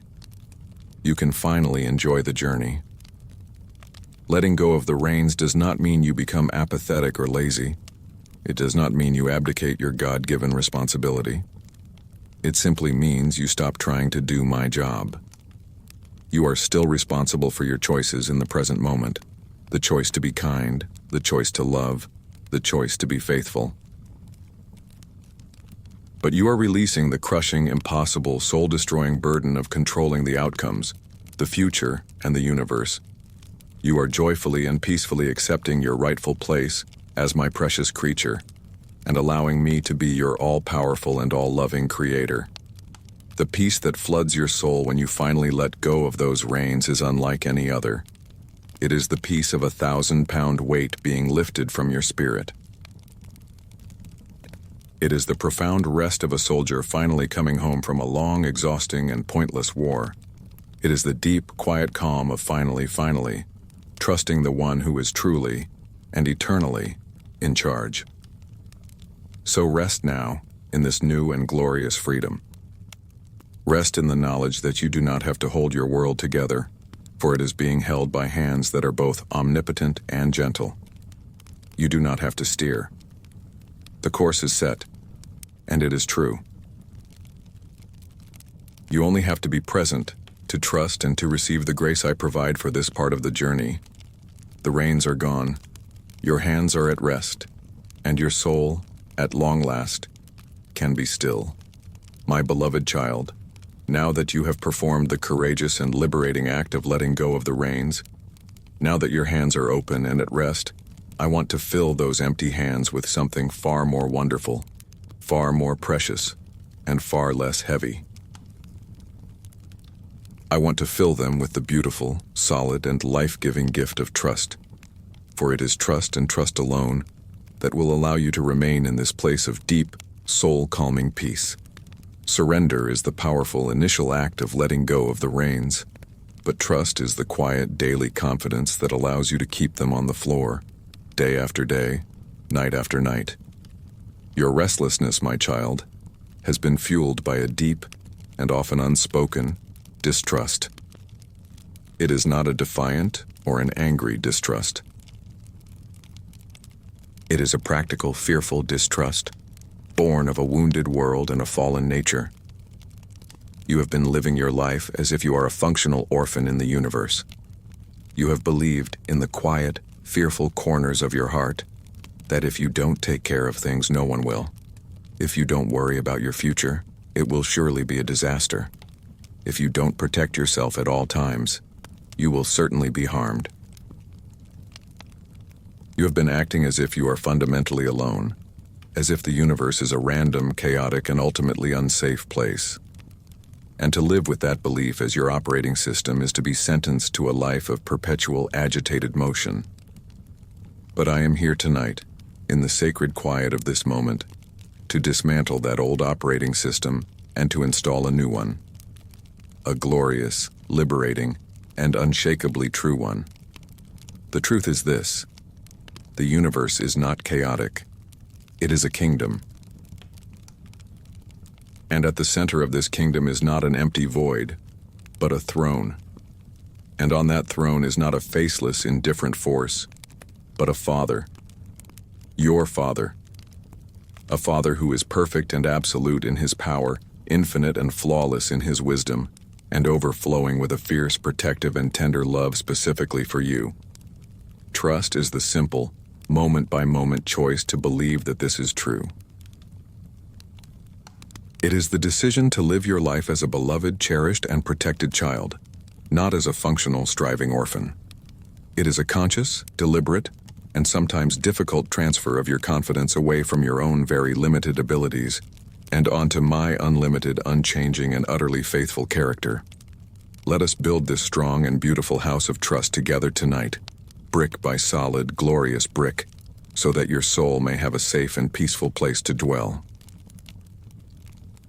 The first brick, the very foundation of this house, is trusting in my power. I want you to try and conceive of the most powerful force you can imagine, a supernova exploding in the cosmos, a hurricane with winds that can level cities, an earthquake that can reshape the very land. All of these awesome forces are but a faint, fleeting whisper of my true power. I am the one whose very voice spoke, and galaxies bloomed into existence out of nothing. I am the one who measures the vastness of the heavens in the simple span of my hand, and holds all the oceans of the world in its hollow. The very laws of physics, of gravity, of thermodynamics, are nothing more than the consistent, moment-by-moment habits of my will. This same, immeasurable, creative, and sustaining power is not a distant, abstract force. It is actively and lovingly engaged on your behalf. There is no problem in your life that is too big for my power to solve. There is no enemy of your soul too strong for me to defeat. There is no inner chaos so great that I cannot bring it to perfect order. So trust in my power. Your life is not in the hands of random, unpredictable chance. It is held securely in the hands of pure omnipotence. The second brick which we will lay upon the first is trusting in my wisdom. You stand in the present moment, and you can only see the tiny patch of the path you are on right now. Your perspective, by its very nature, is incredibly limited. Because of this, you see a job loss as an unmitigated disaster. You see a closed door as a painful rejection or a punishment. You see a painful ending to a relationship as a final, heartbreaking tragedy. But I stand outside of time. I see the whole map. I see the entire, intricate, and beautiful tapestry of your life, from its first thread to its last. I know exactly how that painful chapter of job loss connects to the joyful chapter of a new calling you could never have imagined. I know how that closed door is lovingly redirecting you to a far better, more life-giving path. I know how that tragedy is the very event that will unlock a new level of strength, compassion, and dependence on me and your soul. My wisdom is perfect. My plans for you are for your ultimate welfare and not for evil, to give you a future and a hope. So trust in my wisdom.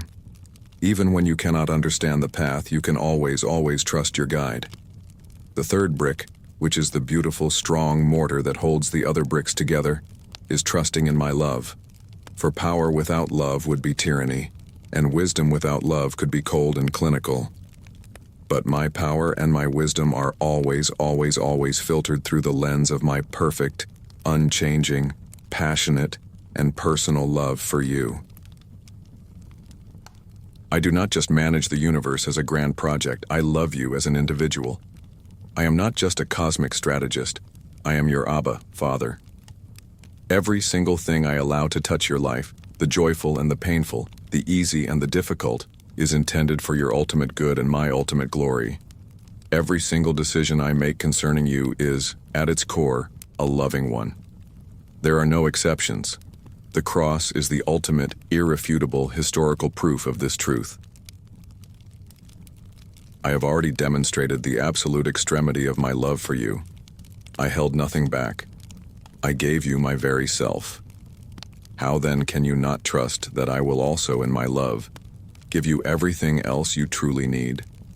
Power, wisdom, and love. These are the three great pillars of a restful, trusting soul.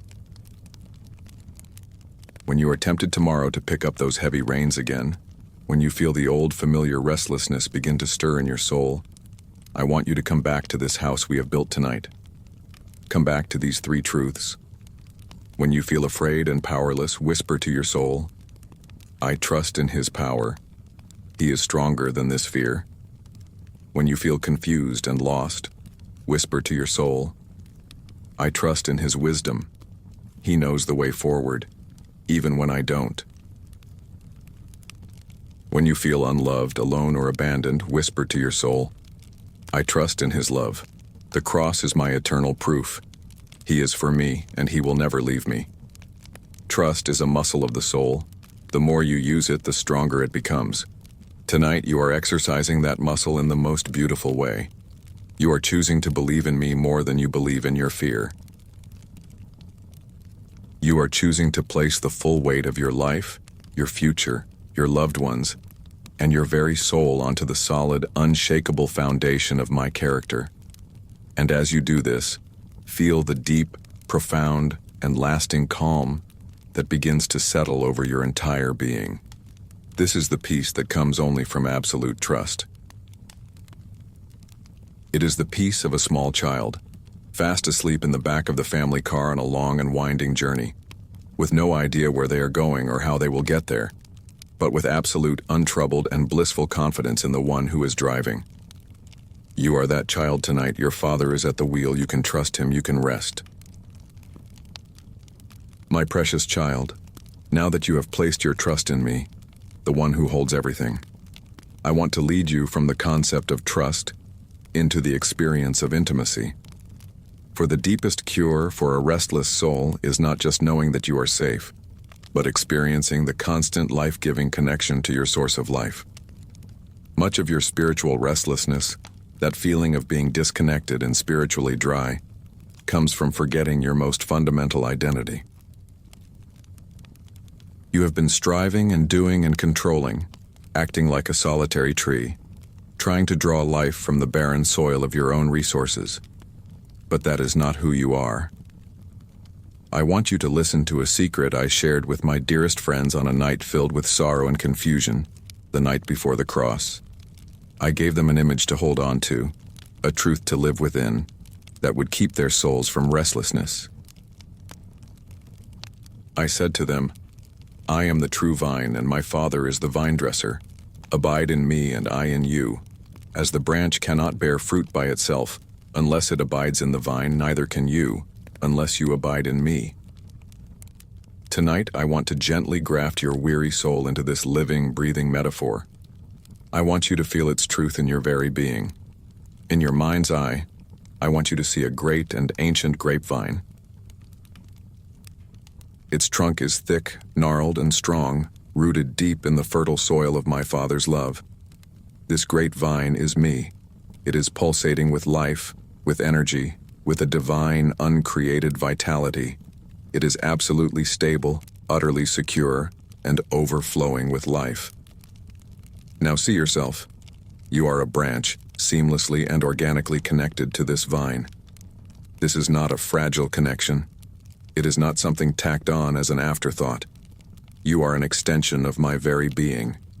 Your life flows from mine. The point where you are joined to me is a perfect, flawless graft, made by the hands of the master vine-dresser himself. You belong here. This is your natural state. Now let us consider the life of this branch, your life. What is the primary work of a branch? Does it struggle and strain to push sap up from its own woody fibers? Does it worry and fret about how it will produce leaves when spring comes? Does it perform anxious photosynthesis, trying to create its own sunlight? No.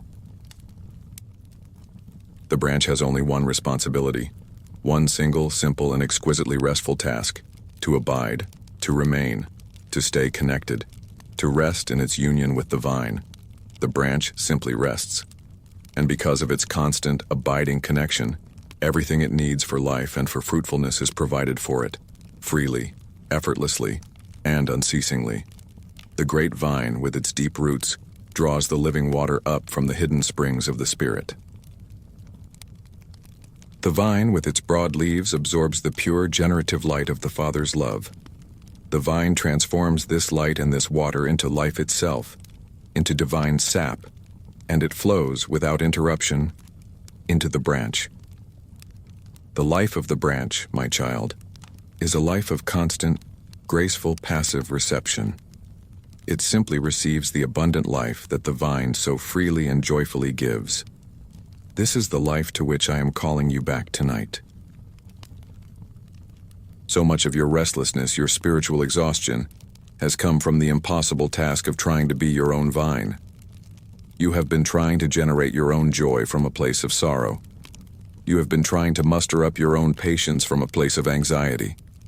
You have been striving to produce your own love, your own goodness, your own strength, from your own depleted resources. And it is a draining, impossible, and unnecessary task. You are a branch. You were never, ever designed to be a self-sustaining source of life. You were designed to draw all of your life, all of your peace, all of your strength, directly from me. To abide is to finally cease your own frantic, independent efforts. It is to stop trying to fix yourself, improve yourself, or save yourself. It is to simply rest in your vital, unbreakable connection to the One who is life itself. It is a rest of profound dependence, a rest of quiet trust, a rest of being, not of doing. So how do you practice this abiding right now, as you lie here on the threshold of sleep? You are already doing it. Abiding is the gentle, conscious turning of your attention toward me. It is the choice to breathe in my presence. It is the willingness to listen for my voice in the quiet. It is the decision you have made tonight to lean on my strength instead of your own. Abiding is not a complex spiritual discipline. It is a gentle, moment-by-moment orientation of your heart toward mine, a simple act of remembrance that we are one. Feel it now, in a tangible way. Feel yourself as that branch, securely attached to the strong, life-giving vine. Feel the absolute stability of your connection. You cannot fall. You cannot be broken off. You are held fast by the vine dresser's loving care. Now in the stillness, feel the gentle, constant, nourishing current of my life, my spirit, flowing into you. It is not a violent flood, but a warm, steady, peaceful infusion. Feel it flowing into the tired places of your body and bringing a quiet energy. Feel it flowing into the anxious places in your mind and bringing a deep calm. Feel it flowing into the wounded places in your heart and bringing a gentle, healing balm. You do not have to do anything to make this happen. You only have to stay. You only have to receive. Let this be the image, the truth that you carry with you into sleep. Let go of the need to think about tomorrow's fruit. The fruit, the love, the joy, the peace, the patience, the kindness, is not your responsibility to produce. Fruit is the natural, inevitable, and effortless byproduct of a branch that is healthily and restfully connected to the vine. Your only responsibility, your only holy work tonight, is to abide, to rest in our connection. To let my life flow into you, restoring you, renewing you, calming your restless soul as you sleep. There is nothing more you need to do. Just be here, with me. Abide, rest. My beloved, as you rest in this deep, abiding connection with me, the true vine, I want to speak to you about the ultimate fruit of this connection. It is the fruit of my peace. But this is a peace that is different from anything you have ever known or experienced from the world. The world offers peace for the mind, a temporary calm that comes from solved problems or pleasant circumstances. But I offer something far deeper. I offer a peace that penetrates beyond the mind, beyond the emotions, and stills the very essence of your being. I offer a peace for your soul. My apostle Paul, who knew more about inner turmoil and outer chaos than most, prayed for his friends in Philippi with these words, "And the peace of God, which transcends all understanding, will guard your hearts and your minds in Christ Jesus." Let us rest in this profound prayer tonight, for it is my prayer for you as well. The peace of God. First, consider its source. This is not a human peace. It is not a peace you can generate through meditation. although meditation may help you receive it. It is not a peace that comes from a tidy home or a zero-balance inbox. This is God's peace. It is a quality of the divine nature itself. It is the perfect, untroubled serenity that exists within the Holy Trinity. It is the atmosphere of heaven. And I, through my Spirit, am offering to share this divine atmosphere with you, to bring a piece of heaven's eternal calm and place it directly into the center of your restless spirit. It is a supernatural gift, which transcends all understanding. This is the part your restless mind struggles with because your mind wants to understand everything. It wants to have a reason for peace. It thinks, I can be at peace if my health is good, if my finances are secure, if my relationships are stable. It believes peace is the logical conclusion to a problem-free life. But my peace defies this logic. It transcends it. It flies above it. It is a peace that can exist in the middle of a frightening diagnosis. It is a peace that can remain steadfast during financial uncertainty. It is a peace that can comfort you in the depths of loss. It makes no sense to the outside world. It makes no sense even to your own logical mind. It is a holy mystery, a divine paradox. You do not need to understand it to experience it. You only need to be open to it. And what does this peace do? It will guard your hearts and your minds. This is so important. My peace is not a fragile, passive feeling.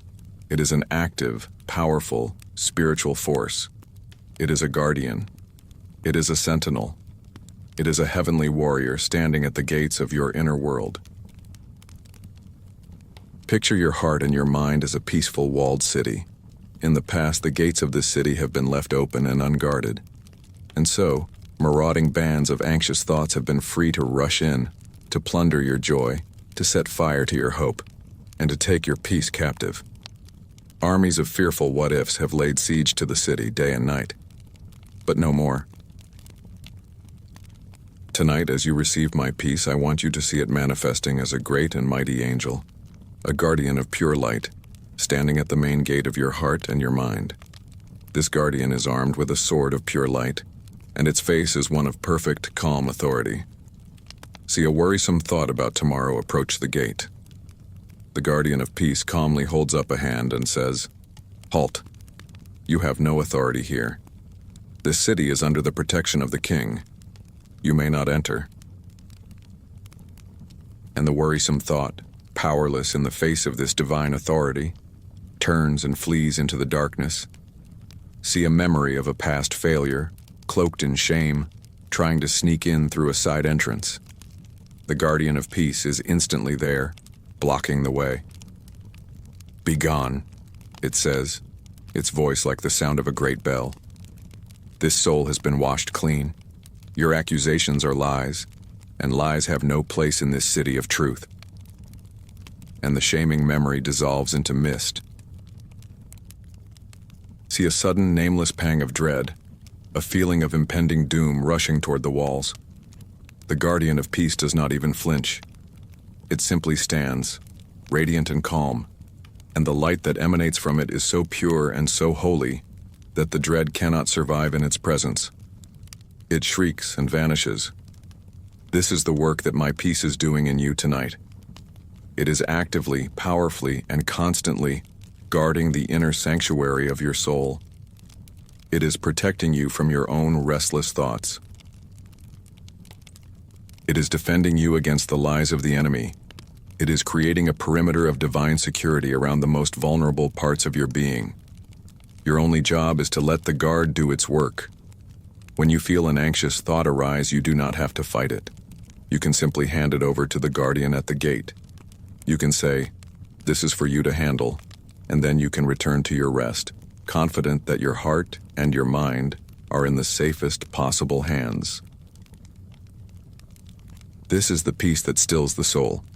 It is a gift from God. It makes no logical sense, and it is a powerful guardian. Let this peace settle over you now like a thick, weighted blanket of pure light. Feel its comforting pressure. Feel its absolute security. Your heart is guarded. Your mind is protected. Your soul can finally truly be still. My precious child, as you rest here, abiding in me, your soul guarded by my peace, I want to lead you into an even more tangible experience of safety. Your restlessness has been the constant, agitated motion of a soul that feels unsecured, untethered, and unsafe.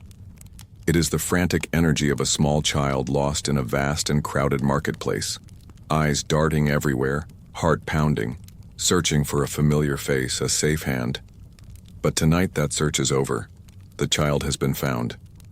And I want you to feel in the very marrow of your bones the profound, soul-calming security of finally being held.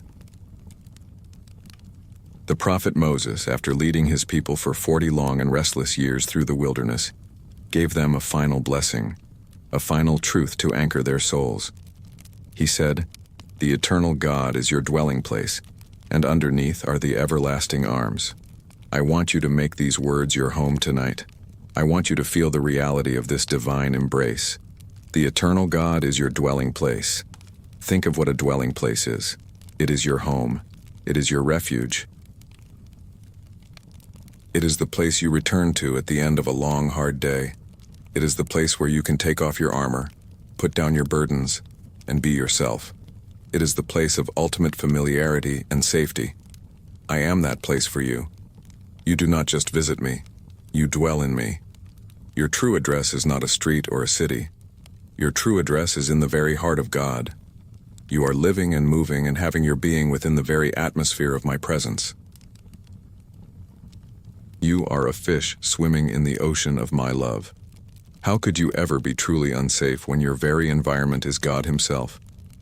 And then, that beautiful, profound promise, and underneath are the everlasting arms. I want you to visualize this now with all the power of your sanctified imagination. See yourself as that small, lost, and frightened child. You have been running, calling out, your energy spent, your hope fading, and then you feel it. A strong, sure, and unbelievably gentle pair of arms scoops you up from behind. You are lifted off your weary feet. You are pulled back against a chest that is broad and strong. You are enveloped. You are held. Feel the initial surprise, and then the flood of overwhelming relief. The frantic searching is over. The fear dissolves in an instant. You don't even have to know who is holding you at first. You just know that you are secure. You are no longer alone. You are no longer responsible for finding your own way. You are being carried. Now, as you settle into this embrace, you look up, and you see that it is me. It is your shepherd, your savior, your friend, and I am smiling down at you with a love that melts away all your remaining fear. These are my everlasting arms. What does that mean? It means they have no beginning and no end. They have been underneath you your entire life, even in the moments you felt you were in a free fall. Even in your deepest despair, when you felt you had hit rock bottom, you did not hit the hard ground of nothingness. You landed in my arms. They were always there. It also means these arms will never tire. Your human helpers, with the best of intentions, can grow weary. They can fail. They can let you go. But my arms are everlasting. My strength does not wane. I will never grow tired of holding you. I will never need to set you down. I can, and I will, hold you for all eternity. And these arms are not only underneath you, they are all around you. Picture them now. One of my arms is beneath you, a solid foundation, ensuring you can never fall. The other is wrapped around you, holding you close to my heart, protecting you from the front. You are completely, perfectly, and securely cocooned in my strength and my love. Feel the sensation of being held. Feel the comforting pressure.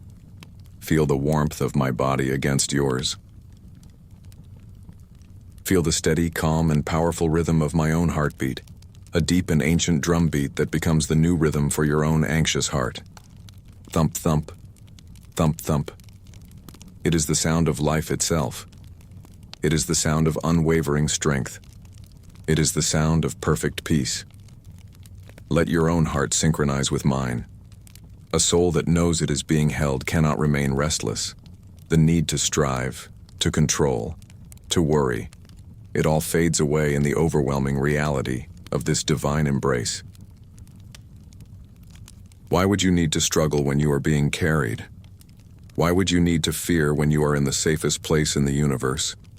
Why would you need to be restless when the one holding you is the very embodiment of perfect rest? So let go completely now, my child. Let your body go limp in my arms. Let your head rest heavily against my shoulder. You are a weary child who has finally been found by your father. There is no need to do anything anymore. No need to think. No need to plan. Your only job is to be held, to receive this love, to sink into this profound and unshakable security. The everlasting arms are underneath you. They will not let you fall. They will not let you go. They will hold you all through the night. Rest now. You are held. My beloved, as you rest in the security of my everlasting arms, I want to whisper one final essential truth to you tonight. It is the answer to the great mystery of your restlessness. It is the reason why your soul has been pacing, searching, and striving for so long. The great theologian Augustine, a man with a deeply restless heart, discovered this secret, and he prayed, "You have made us for yourself, O Lord, and our heart is restless until it rests in you." Your soul is restless because it is homesick. It is like a compass needle that has been placed near a powerful distorting magnet. The needle, by its very nature, wants to point north. It was created for that one purpose. But the false magnet of the world, the magnet of ambition, of pleasure, of approval, of material things, pulls it this way and that. And so the needle quivers, it vibrates, it spins. It is agitated and restless because it is not aligned with its true purpose. It is not pointing home. Your soul was created with a true north, and that true north is me. Your soul was made for me. It was designed with a space inside it that is perfectly shaped like me. And for your whole life, you have been trying to fill that space with other things. You have tried to fill it with success, but the space is not shaped like a career. You have tried to fill it with romantic love, but the space is not shaped like another human being. You have tried to fill it with possessions, with experiences, with knowledge. And while some of these things may be good, they are not the right shape. And so, no matter how much you pour into that space, it remains fundamentally empty, and your soul remains restless, still searching, still aching for the one thing that will perfectly fit. Tonight, you have stopped searching outside of yourself. You have stopped trying to fill the void with the things of the world. You have turned inward, and you have turned upward. You have come to me, and your restless, homesick soul is finally finding what it has been searching for all along. It is finding its true north. It is finding its home. Feel it now. That deep, inner click of recognition. The feeling of a key sliding perfectly into a lock. The profound, soul-deep sigh of relief that says, "Ah, here it is. This is it. This is what I was missing." The restlessness was the thirst of your soul, and I am the living water. As you drink of me, as you rest in my presence, that deep, agonizing thirst is finally being quenched. The restlessness was the hunger of your soul. And I am the bread of life.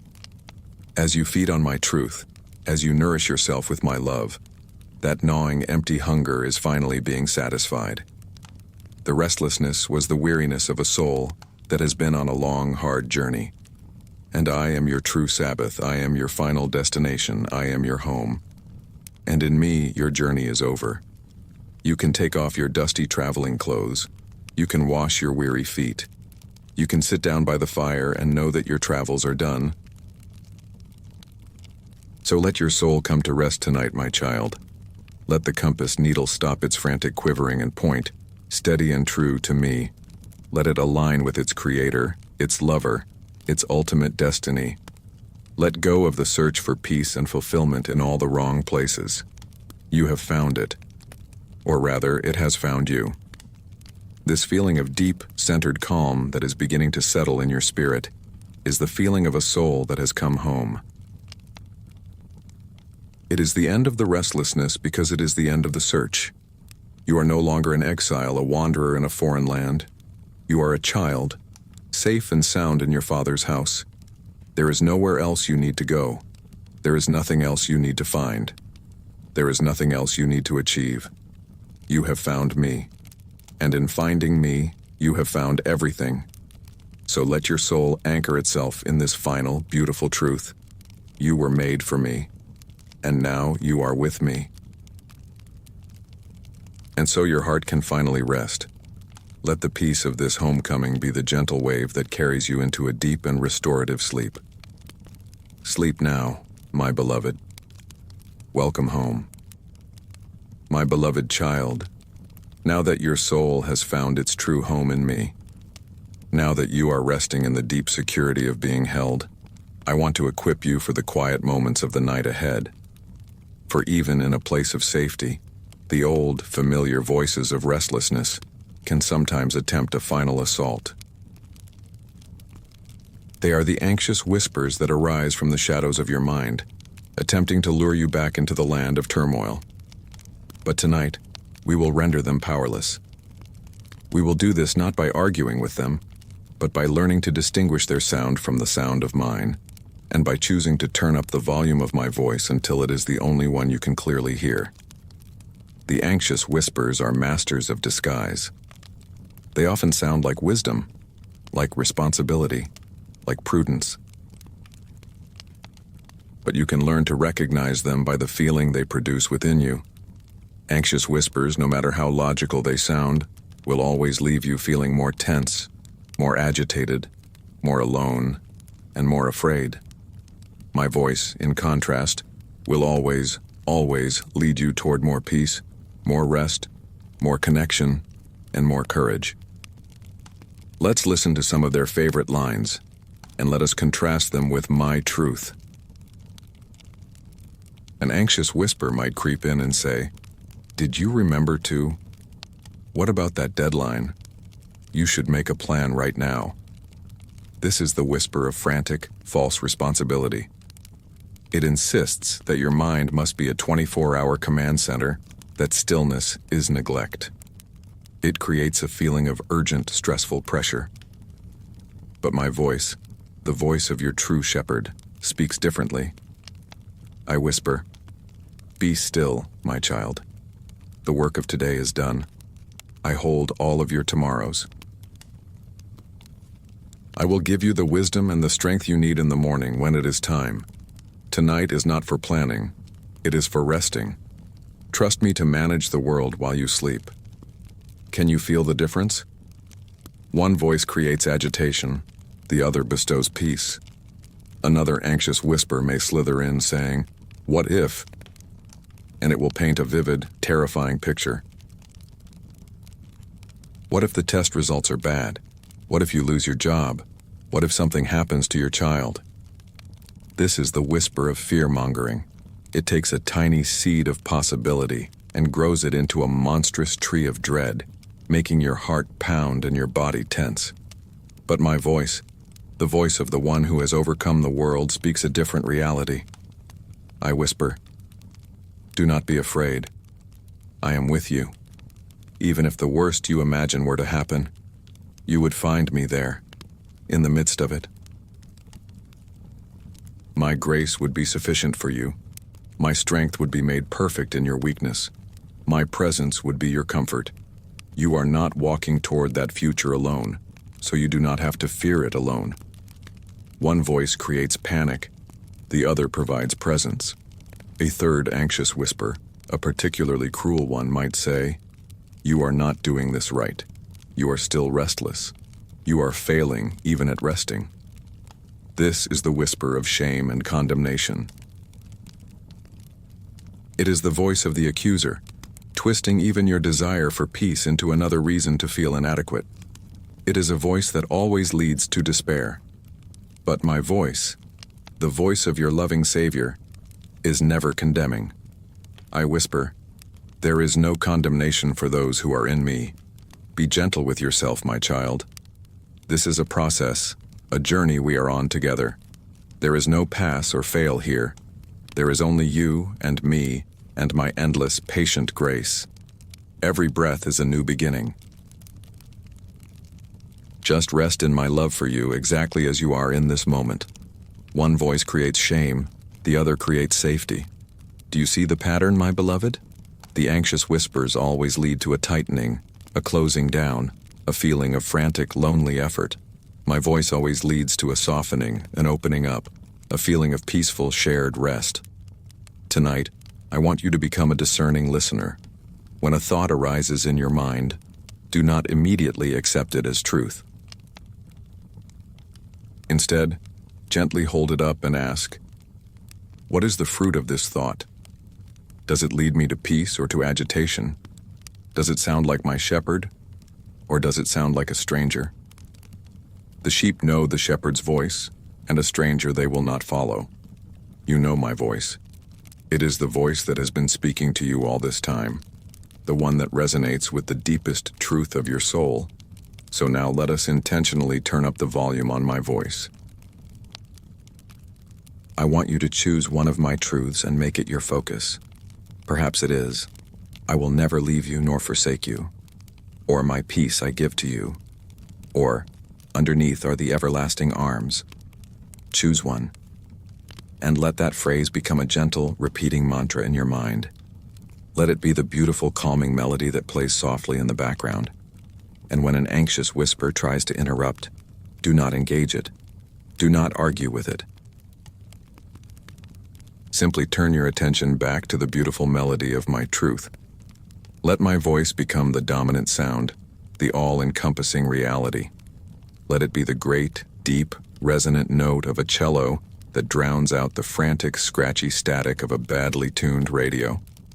My voice is speaking love. My voice is speaking safety. My voice is speaking peace. Listen to me. I am here. I am with you. And my voice is the only one that tells the truth. Let it be the sound that carries you into a deep and silent sleep. My precious child, as you lie here, listening only to the sound of my voice, I want to give you a tangible sensation to accompany the truth you are hearing. I want to bestow upon you a feeling of such profound calm and security that it quiets not only your mind and your soul, but the very nerve endings in your body. I want to cover you with a weighted blanket of my grace. You know what a weighted blanket feels like. It is a gentle, consistent, and comforting pressure that seems to calm the entire nervous system. It soothes anxiety. It quiets restlessness. It makes you feel grounded, secure, and held. It works by a principle called deep pressure stimulation, but you can think of it as a constant, gentle, full-body hug. My grace, beloved, is so much more than an abstract theological concept. It is a real, spiritual substance. It is the active, tangible expression of my unmerited, unconditional, and unending love for you. And tonight I want you to feel its comforting weight. I want you to imagine my grace as a beautiful, luxurious blanket. It is woven from the threads of my mercy, which are new every morning. It is dyed in the deep royal colors of my sovereignty. It is impossibly soft to the touch, like the downy feathers from under my wings. And it is heavy. It carries the weight of my eternal promises, the weight of my finished work on the cross, the weight of my absolute and unchanging love for you. Now, in your mind's eye, see me gently, lovingly, draping this blanket over you. It is large enough to cover you from the tips of your toes to the crown of your head. As I lay it upon you, feel its comforting weight begin to settle over your body.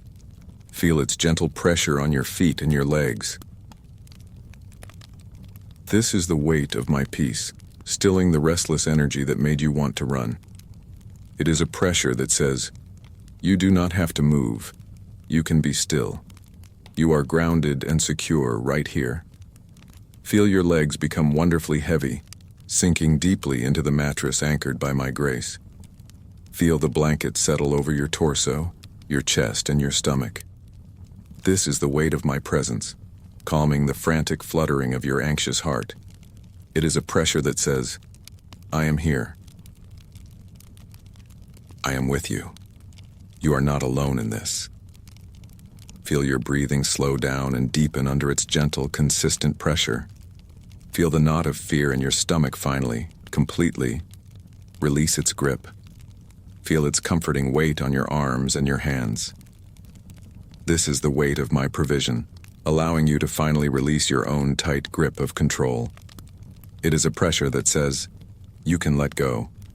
I am holding everything together. Your striving is over.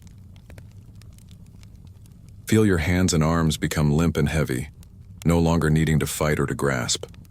Feel the blanket being tucked in carefully around your shoulders and your neck. This is the weight of my strength, lifting the burden of your own perceived strength from you. It is a pressure that says, you do not have to be strong anymore. Lean on me. I will be your strength. Feel the decades of tension in your shoulders melt away under its warm, heavy embrace.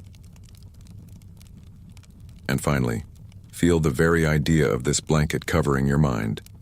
This is the weight of my truth, pressing out the light, flimsy and chaotic lies of anxiety. It is a pressure that says, be still and know that I am God. The anxious thoughts are weightless and powerless under the gravity of my reality. You are now completely enveloped in this weighted blanket of my grace. You are cocooned in my love. You are swaddled in my mercy.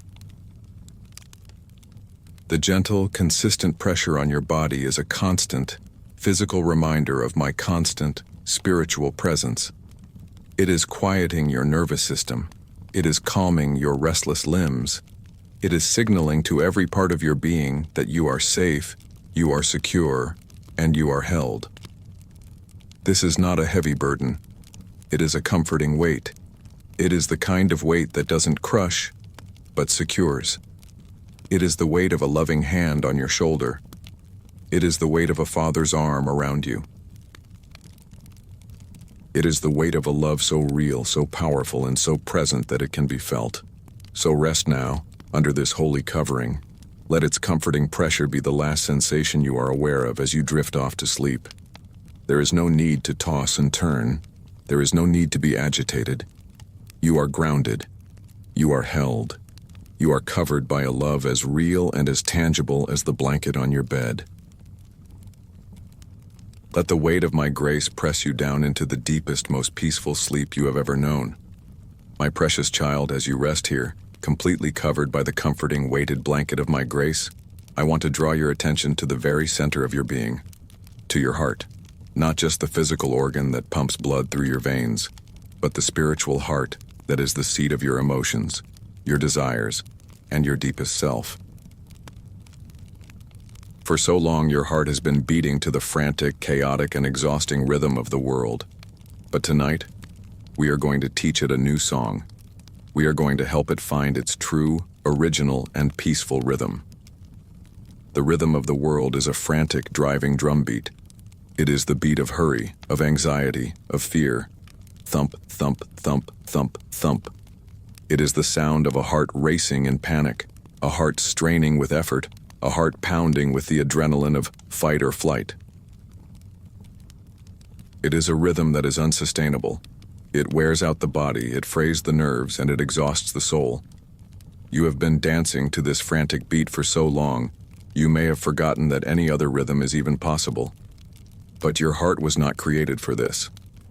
I designed your heart with a specific, innate rhythm in mind, a rhythm of grace.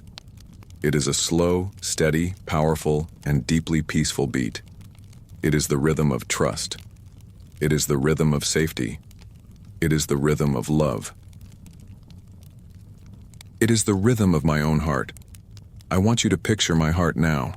See it as a great, radiant and powerful center of life and light. It beats with a slow, eternal, and unshakable cadence. Thump, bump, thump, bump. It is the rhythm that sets the pace for the entire universe. It is the beat to which the galaxies spin and the seasons turn. It is a rhythm of perfect, unhurried, and sovereign peace. It is never frantic. It is never rushed. It is never anxious. It is the steady, powerful heartbeat of God. Now I want you to see your own heart. Perhaps it looks small and tired and frightened. It is beating fast, out of sync, trying to keep up with the false, frantic music of the world. And now, see me gently, tenderly, taking your small, tired heart and drawing it close to my own. I am not forcing it. I am not commanding it. I am simply inviting it into my presence. I am holding it close to the great, steady, peaceful rhythm of my own heart. This is a principle you see even in the natural world. It is called entrainment. When two rhythms are in close proximity, the more powerful, steady rhythm will naturally, without effort, begin to govern the weaker, more chaotic one. The chaotic rhythm will begin to synchronize, to align, to find its rest in the stability of the more powerful one. This is what is happening to you right now. You do not have to try to make your heart beat slower. You do not have to force your soul into a state of peace. You only need to rest here, close to me. You only need to keep your heart in proximity to mine. And my powerful, peaceful rhythm will do the work. Feel it now. Feel your own frantic heartbeat beginning to listen to the sound of mine. Feel it starting to let go of its own anxious pace. Feel it beginning to fall into step. Thump, thump, thump becomes thump, thump, which then becomes thump, bump. A perfect harmony. A shared rhythm. Your heart is synchronizing with the heartbeat of heaven. It is finding its true tempo, the tempo it was created for. As your heart finds this new rhythm, a profound peace begins to flow through your entire body. The blood that it pumps is no longer filled with the hormones of stress and adrenaline. It is now carrying peace to every part of your being. Feel this new, calm blood flowing to your tired muscles, telling them to relax. Feel it flowing to your tense shoulders, commanding them to release. Feel it flowing to your worried mind, bathing it in a sense of deep well-being and security. This is the rest of a fully aligned soul. A soul whose heart is beating in time with its creators. It is a deep, resonant, and healing peace. So let go of any remaining effort. Just rest here, heart to heart with me. Let my rhythm be your rhythm. Let my peace be your peace. Let my heartbeat be the only lullaby you need tonight. You are no longer dancing to the frantic, exhausting beat of the world. You are resting in the slow, eternal, and life-giving waltz of my grace. Listen to the music. Feel the rhythm. Your heart is finding its way home. It is finding its rest in me. My precious child, as you lie here, your heart beating in peaceful rhythm with mine, your body covered by the comforting weight of my grace, I want to give you one more image of the profound safety that surrounds you. For I know that a part of your restlessness comes from a feeling of being vulnerable, of being exposed to dangers both seen and unseen. The night can feel like a vast, dark, and unprotected space. So tonight, I want to show you the truth of your situation. You are not exposed, you are not unprotected. For I myself have placed a hedge of protection all around you. In the ancient world, a hedge was not a decorative garden shrub. It was a formidable living wall. It was often a thick, dense, and thorny barrier, planted around a precious vineyard or a beloved home. Its purpose was singular, to keep out anything that would seek to harm, to steal, or to destroy. It was a line that the predator, the thief, and the wild beast could not cross. Tonight I, the Lord of Hosts, the commander of heaven's armies, have personally planted such a hedge around you. It is not made of thorns and branches. It is made of something far more powerful. It is a hedge woven from my very presence, from my holy light, and from the watchful guard of my angelic host. I want you to visualize it. See yourself resting peacefully in your bed. And now, see this living hedge of light springing up all around you. It encircles your bed. It encircles your room. It encircles your entire home. It is a high, thick, and impenetrable wall of pure, shimmering, golden light. It is beautiful, but it is also unbreachable. From the outside, any force of darkness, any spirit of fear, any roaming anxiety that might be drawn to your weariness, can only come to the edge of this hedge and stop. It can go no further. The light is too bright for it. The holiness is too pure for it. The power is too great for it. Your accuser, who loves to whisper lies to you in the night, must remain silent on the other side of this wall. His voice cannot penetrate my hedge of light. This is the truth of the story of Job. My accuser came before me, and I myself pointed to the protection I had placed around my servant. I asked him, "Have you considered my servant Job? Have you not put a hedge around him and his house and all that he has on every side? I am the one who builds the hedge, and tonight that same hedge of divine protection is around you. See the sentinels who patrol this wall. These are my angels, the mighty warriors of light we spoke of earlier. They are standing guard shoulder to shoulder along the entire perimeter of this hedge. Their faces are calm, but their resolve is absolute. Their swords are drawn not in aggression, but in a state of perfect, watchful readiness. They are the guardians of your peace, and their watch is perfect. So feel the profound safety of this enclosure. Inside this hedge of light, the atmosphere is different. It is an atmosphere of pure shalom, of heavenly peace. It is warm. It is still. It is absolutely safe. All the chaos and the danger and the fear of the world must remain on the outside. They cannot touch you here. You are in a sanctuary, a holy enclosure, a private garden of rest that has been sealed by God Himself. There is no need for your own restlessness when you are this protected. There is no need for your own hypervigilance. You do not need to lie awake, listening for strange noises, worrying about what might happen.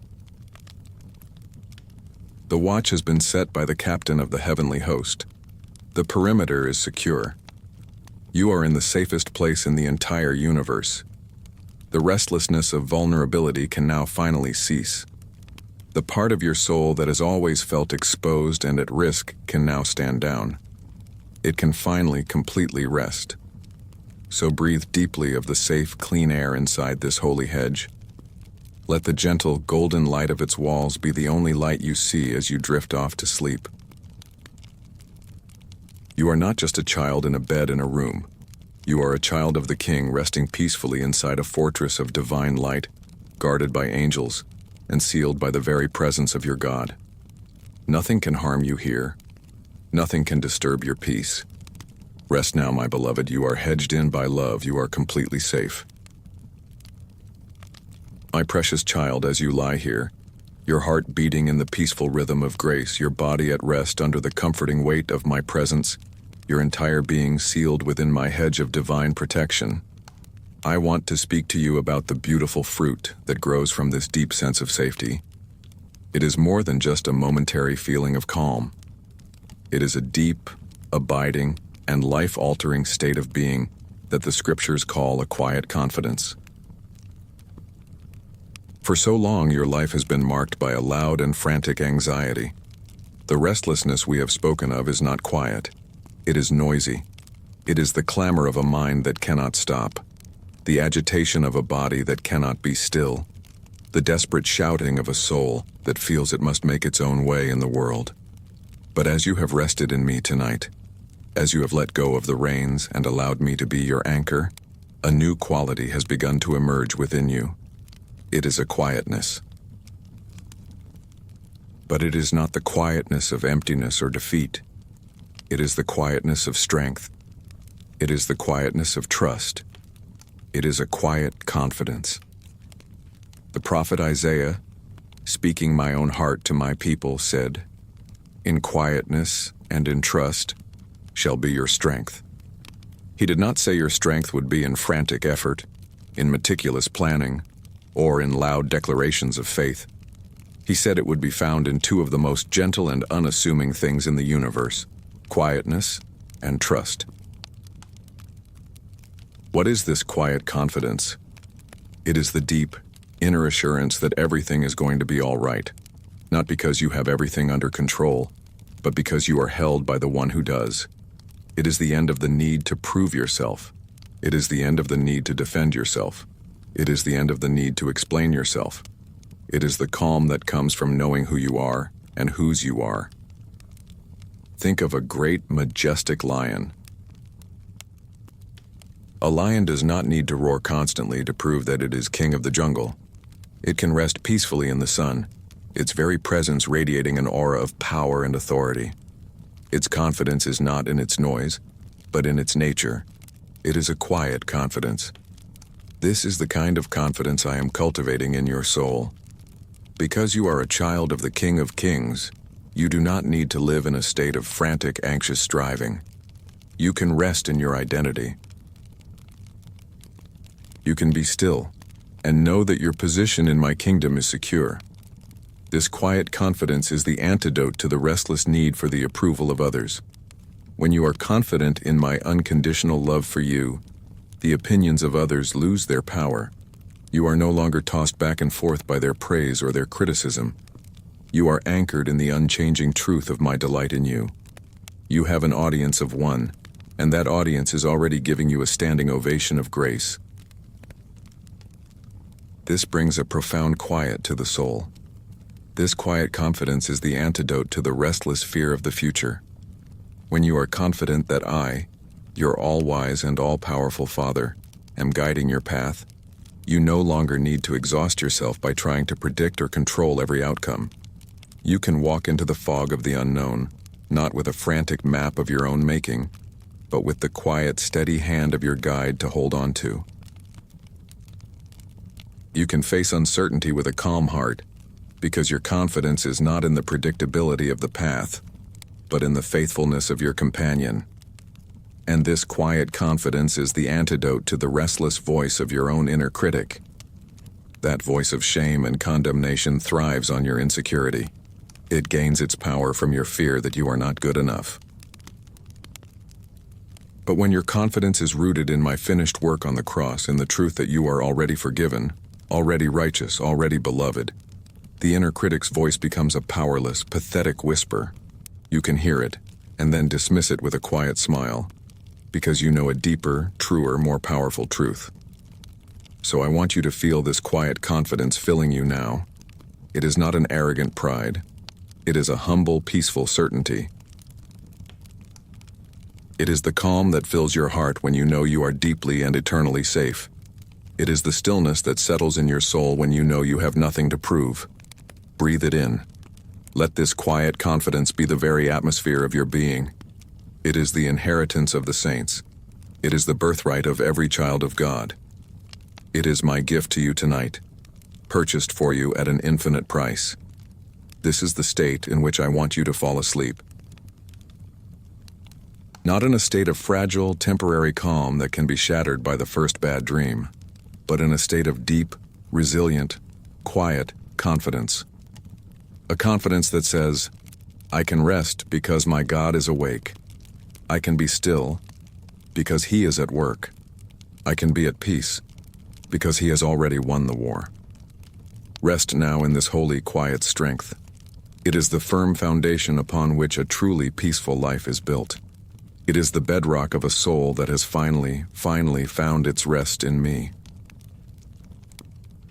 My beloved, as you lie here, resting in the quiet confidence of a child who knows they are safe, there may be one last lingering question in the back of your mind. It is the question of endurance. This peace is wonderful, you might think, but will it last? What happens when I fall asleep? What happens in the dark, unconscious hours of the night? Will the restlessness return? Will the storm rise again while I am unaware? It is a valid and tender question. born of past experiences where peace has been fleeting. But I am here tonight to give you a promise that will silence that question forever. My presence, my peace, my stillness is not a temporary state that depends on your conscious effort to maintain it. I will be your stillness through the night. My watch does not end when your consciousness fades. In fact, that is when my most intimate and powerful work often begins. Think of me as the watchman on the city walls. While the inhabitants of the city sleep unaware and vulnerable, the watchman is at his most alert. He paces the ramparts. He scans the horizon. His eyes are open to the darkness, watching for any sign of danger. He does not sleep so that the city can. Tonight I am your watchman. I am pacing the walls of your soul. As you surrender to the vulnerability of sleep, I become your vigilance. As you let go of your conscious thought, my spirit continues to stand guard over your mind. The peace that I have given you is not a fragile bubble that will pop. It is a living presence, my presence, and I will sustain it within you, even when you are not aware. The psalmist David, who knew many restless and dangerous nights, wrote with such confidence, "In peace I will both lie down and sleep, for you alone, O Lord, make me dwell in safety." He understood this principle. His ability to sleep in peace was not dependent on his own strength or his own circumstances. It was dependent on a single glorious fact, that the Lord alone was the one who made him dwell in safety. He could let go, because he knew that I would not. I want you to imagine my stillness as a tangible presence that remains with you as you sleep. Picture it as a deep, calm, silent pool of water. As you fall asleep, you are not falling into a dark, empty void. You are sinking down into this beautiful, clear, and peaceful pool. All through the night you will be floating in its gentle embrace, held and suspended in my perfect peace. If a dream should begin to trouble you, the water of my stillness will immediately surround it, calming it, soothing it, preventing it from disturbing your deep rest. If a subconscious fear should try to surface, the gentle pressure of this holy water will keep it from rising, pressing it back down into the depths where it can be healed and dissolved. My work in you does not stop when you are asleep. In fact, some of my deepest healing work is done when your conscious, striving, and controlling mind is out of the way. In the quiet of your sleep, I can mend the frayed edges of your soul. I can speak truths to your spirit that your waking mind is too busy to hear. I can pour my strength into your weary body, renewing it on a cellular level. I can untangle the knots of anxiety in your subconscious. Your sleep is not wasted time. It is sacred workshop time where the master carpenter quietly and lovingly repairs and restores his beloved creation. So do not fear the letting go. Do not fear the darkness. Do not fear the long, quiet hours of the night. You will not be alone in them. I will be your companion. I will be your guardian. I will be your stillness. When you lay your head on the pillow tonight, I want you to do so with this final confident thought. I am giving my restless soul into the care of the one who is stillness itself. He will hold it for me until the morning. It is a sacred and holy entrustment. And I receive this trust with great joy and with the utmost seriousness. I will not fail you. I will not let you go. I will be the quiet in your room. I will be the peace in your heart.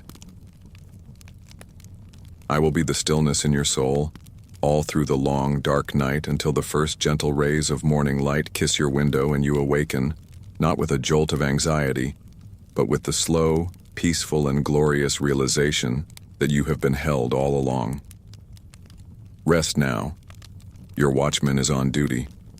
My precious child, as you lie on the very edge of sleep, floating in the calm sea of my presence, your soul guarded and your heart held, I want to bestow upon you a final gift for the night. I want to speak a formal blessing over you. This is not just a collection of nice words or a gentle wish. A blessing spoken by me, the Word made flesh, is a creative and powerful act. It is an impartation of my very nature. It is the speaking of a new reality into being over you. So I ask you now to simply be still, to be open, and to receive this blessing into the deepest, most receptive parts of your spirit. Let it be the final seal upon the peace you have found tonight. I bless your mind. Your mind, which has been a frantic and chaotic marketplace of worries, I bless it with the peace of a still mountain lake at dawn. I speak a holy shalom over every racing thought, over every anxious neural pathway. I command the storms of what if, and the endless loops of if only to cease their turmoil. In their place I bless you with a quiet mind, a clear mind, a mind that is stayed on me. I bless your subconscious, that it may be a garden of peaceful dreams tonight, a place where my spirit can plant seeds of hope and encouragement, not a field where the weeds of anxiety can grow. May you rest in the mind of Christ, which is not a mind of confusion but of clarity, of peace, and of perfect love. Receive this blessing of a stilled and settled mind. I bless your body. Your body, which has been a faithful but weary container for all your restlessness, which has held the tension in its muscles and the ache in its bones. I bless it now with profound, deep, and healing rest. I bless every cell, commanding it to release its stored upstress and to enter a state of perfect Sabbath. I bless your nervous system, speaking a deep and lasting calm to every frayed nerve, commanding it to move from a state of fight or flight into a state of rest and digest. I bless your heart, that it may continue its slow, steady, peaceful rhythm all through the night. I bless your lungs, that they may continue to draw in the breath of my life, deeply and without effort. I bless every muscle, every fiber, every sinew, releasing them from their knots and their tensions, and anointing them with the oil of my peace. May your sleep be sweet, uninterrupted, and deeply restorative. Receive this blessing of a peaceful and renewed body. I bless your soul. Your soul, which has been like a boat tossed on a stormy sea searching for an anchor, I bless it now with a profound and unshakable rootedness in me. I bless your soul with a quiet confidence that cannot be disturbed by the changing circumstances of the world. I bless it with the deep inner knowledge of its infinite worth and its eternal security in my love. I silence the inner critic, and I banish the accuser from your presence. I bless your soul with the rest that comes from no longer striving, no longer climbing, no longer performing, but simply abiding in me, its true home. May your soul feel the deep comfort of being perfectly known, completely forgiven, and passionately loved. Receive this blessing of a calm and anchored soul, and I bless your spirit, the innermost sanctuary of your being, the part of you that was made for eternal communion with me. I bless your spirit with an open heaven tonight. Even as your conscious mind sleeps, may your spirit remain awake and alive to my presence. May it drink deeply from the river of my delights. May it soar in the realms of heavenly peace. May it commune with me, spirit to spirit, in a wordless, intimate fellowship that will refresh and strengthen you in ways your waking mind cannot comprehend. I bless your spirit with a tangible sense of my nearness, a connection that is constant and vibrant. May you awaken in the morning feeling not just physically rested, but spiritually overflowing. Receive this blessing of a deeply connected spirit, mind, body, soul, and spirit. I bless you in your beautiful, complex wholeness. I speak my name over you. I speak my peace into you. I speak my life through you. Let this blessing be the gentle, final gateway through which you now pass into the land of deep and dreamless sleep. It is my declaration of love. It is my promise of protection. It is my active power, working in you now to bring about a perfect and holy rest. You are blessed, my child. Now rest in that blessing. And so, my beloved, we have arrived. We have journeyed together from the shores of your restlessness to the very heart of my peace. We have stilled your body, we have silenced your mind, we have anchored your soul, and we have sealed it all with a holy blessing. The day is over. The work is done. There is nothing left to hold on to. There is nothing left to figure out. There is only one final, sweet, and simple act of trust remaining. It is time to sleep. The world sees sleep as a shutdown, an ending, a small death of consciousness. But I see it differently. I designed sleep as a sacred act of surrender. It is your nightly opportunity to practice the gospel. It is the moment where you physically and consciously let go of your own strength, your own wisdom, and your own control, and you fall back into the strong, waiting arms of grace. Your surrender to sleep tonight is not an act of defeat. It is a beautiful, profound act of worship.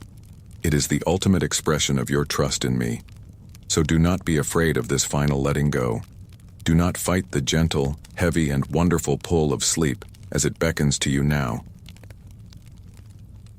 It is my voice in its final wordless form tonight, calling you into the innermost chamber of rest, a place I have prepared just for you.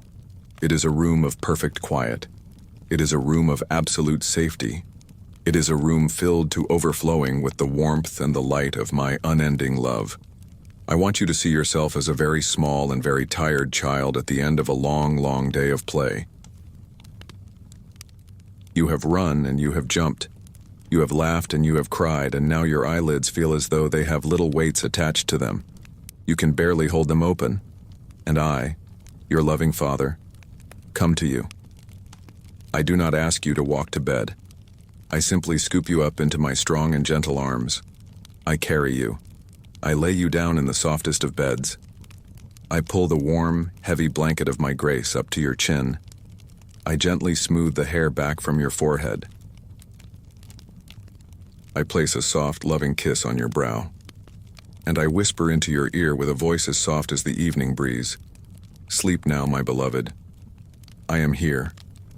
Your soul is calm. That is what I am doing for you right now, in this very moment. I am tucking you in for the night. I am surrounding you with a peace that is beyond all understanding. So sleep now, my beloved. Sleep from the tyranny of doing. Your true worth has been established at the cross, and it has nothing to do with your productivity. You can simply be. Sleep from the exhaustion of striving. The mountain has been leveled. The race has been won. My work is finished, and it is sufficient for you. Sleep from the fear of the future. The reins are in my hands. I am already in your tomorrow, and I have filled it with my grace. Sleep from the ghosts of the past.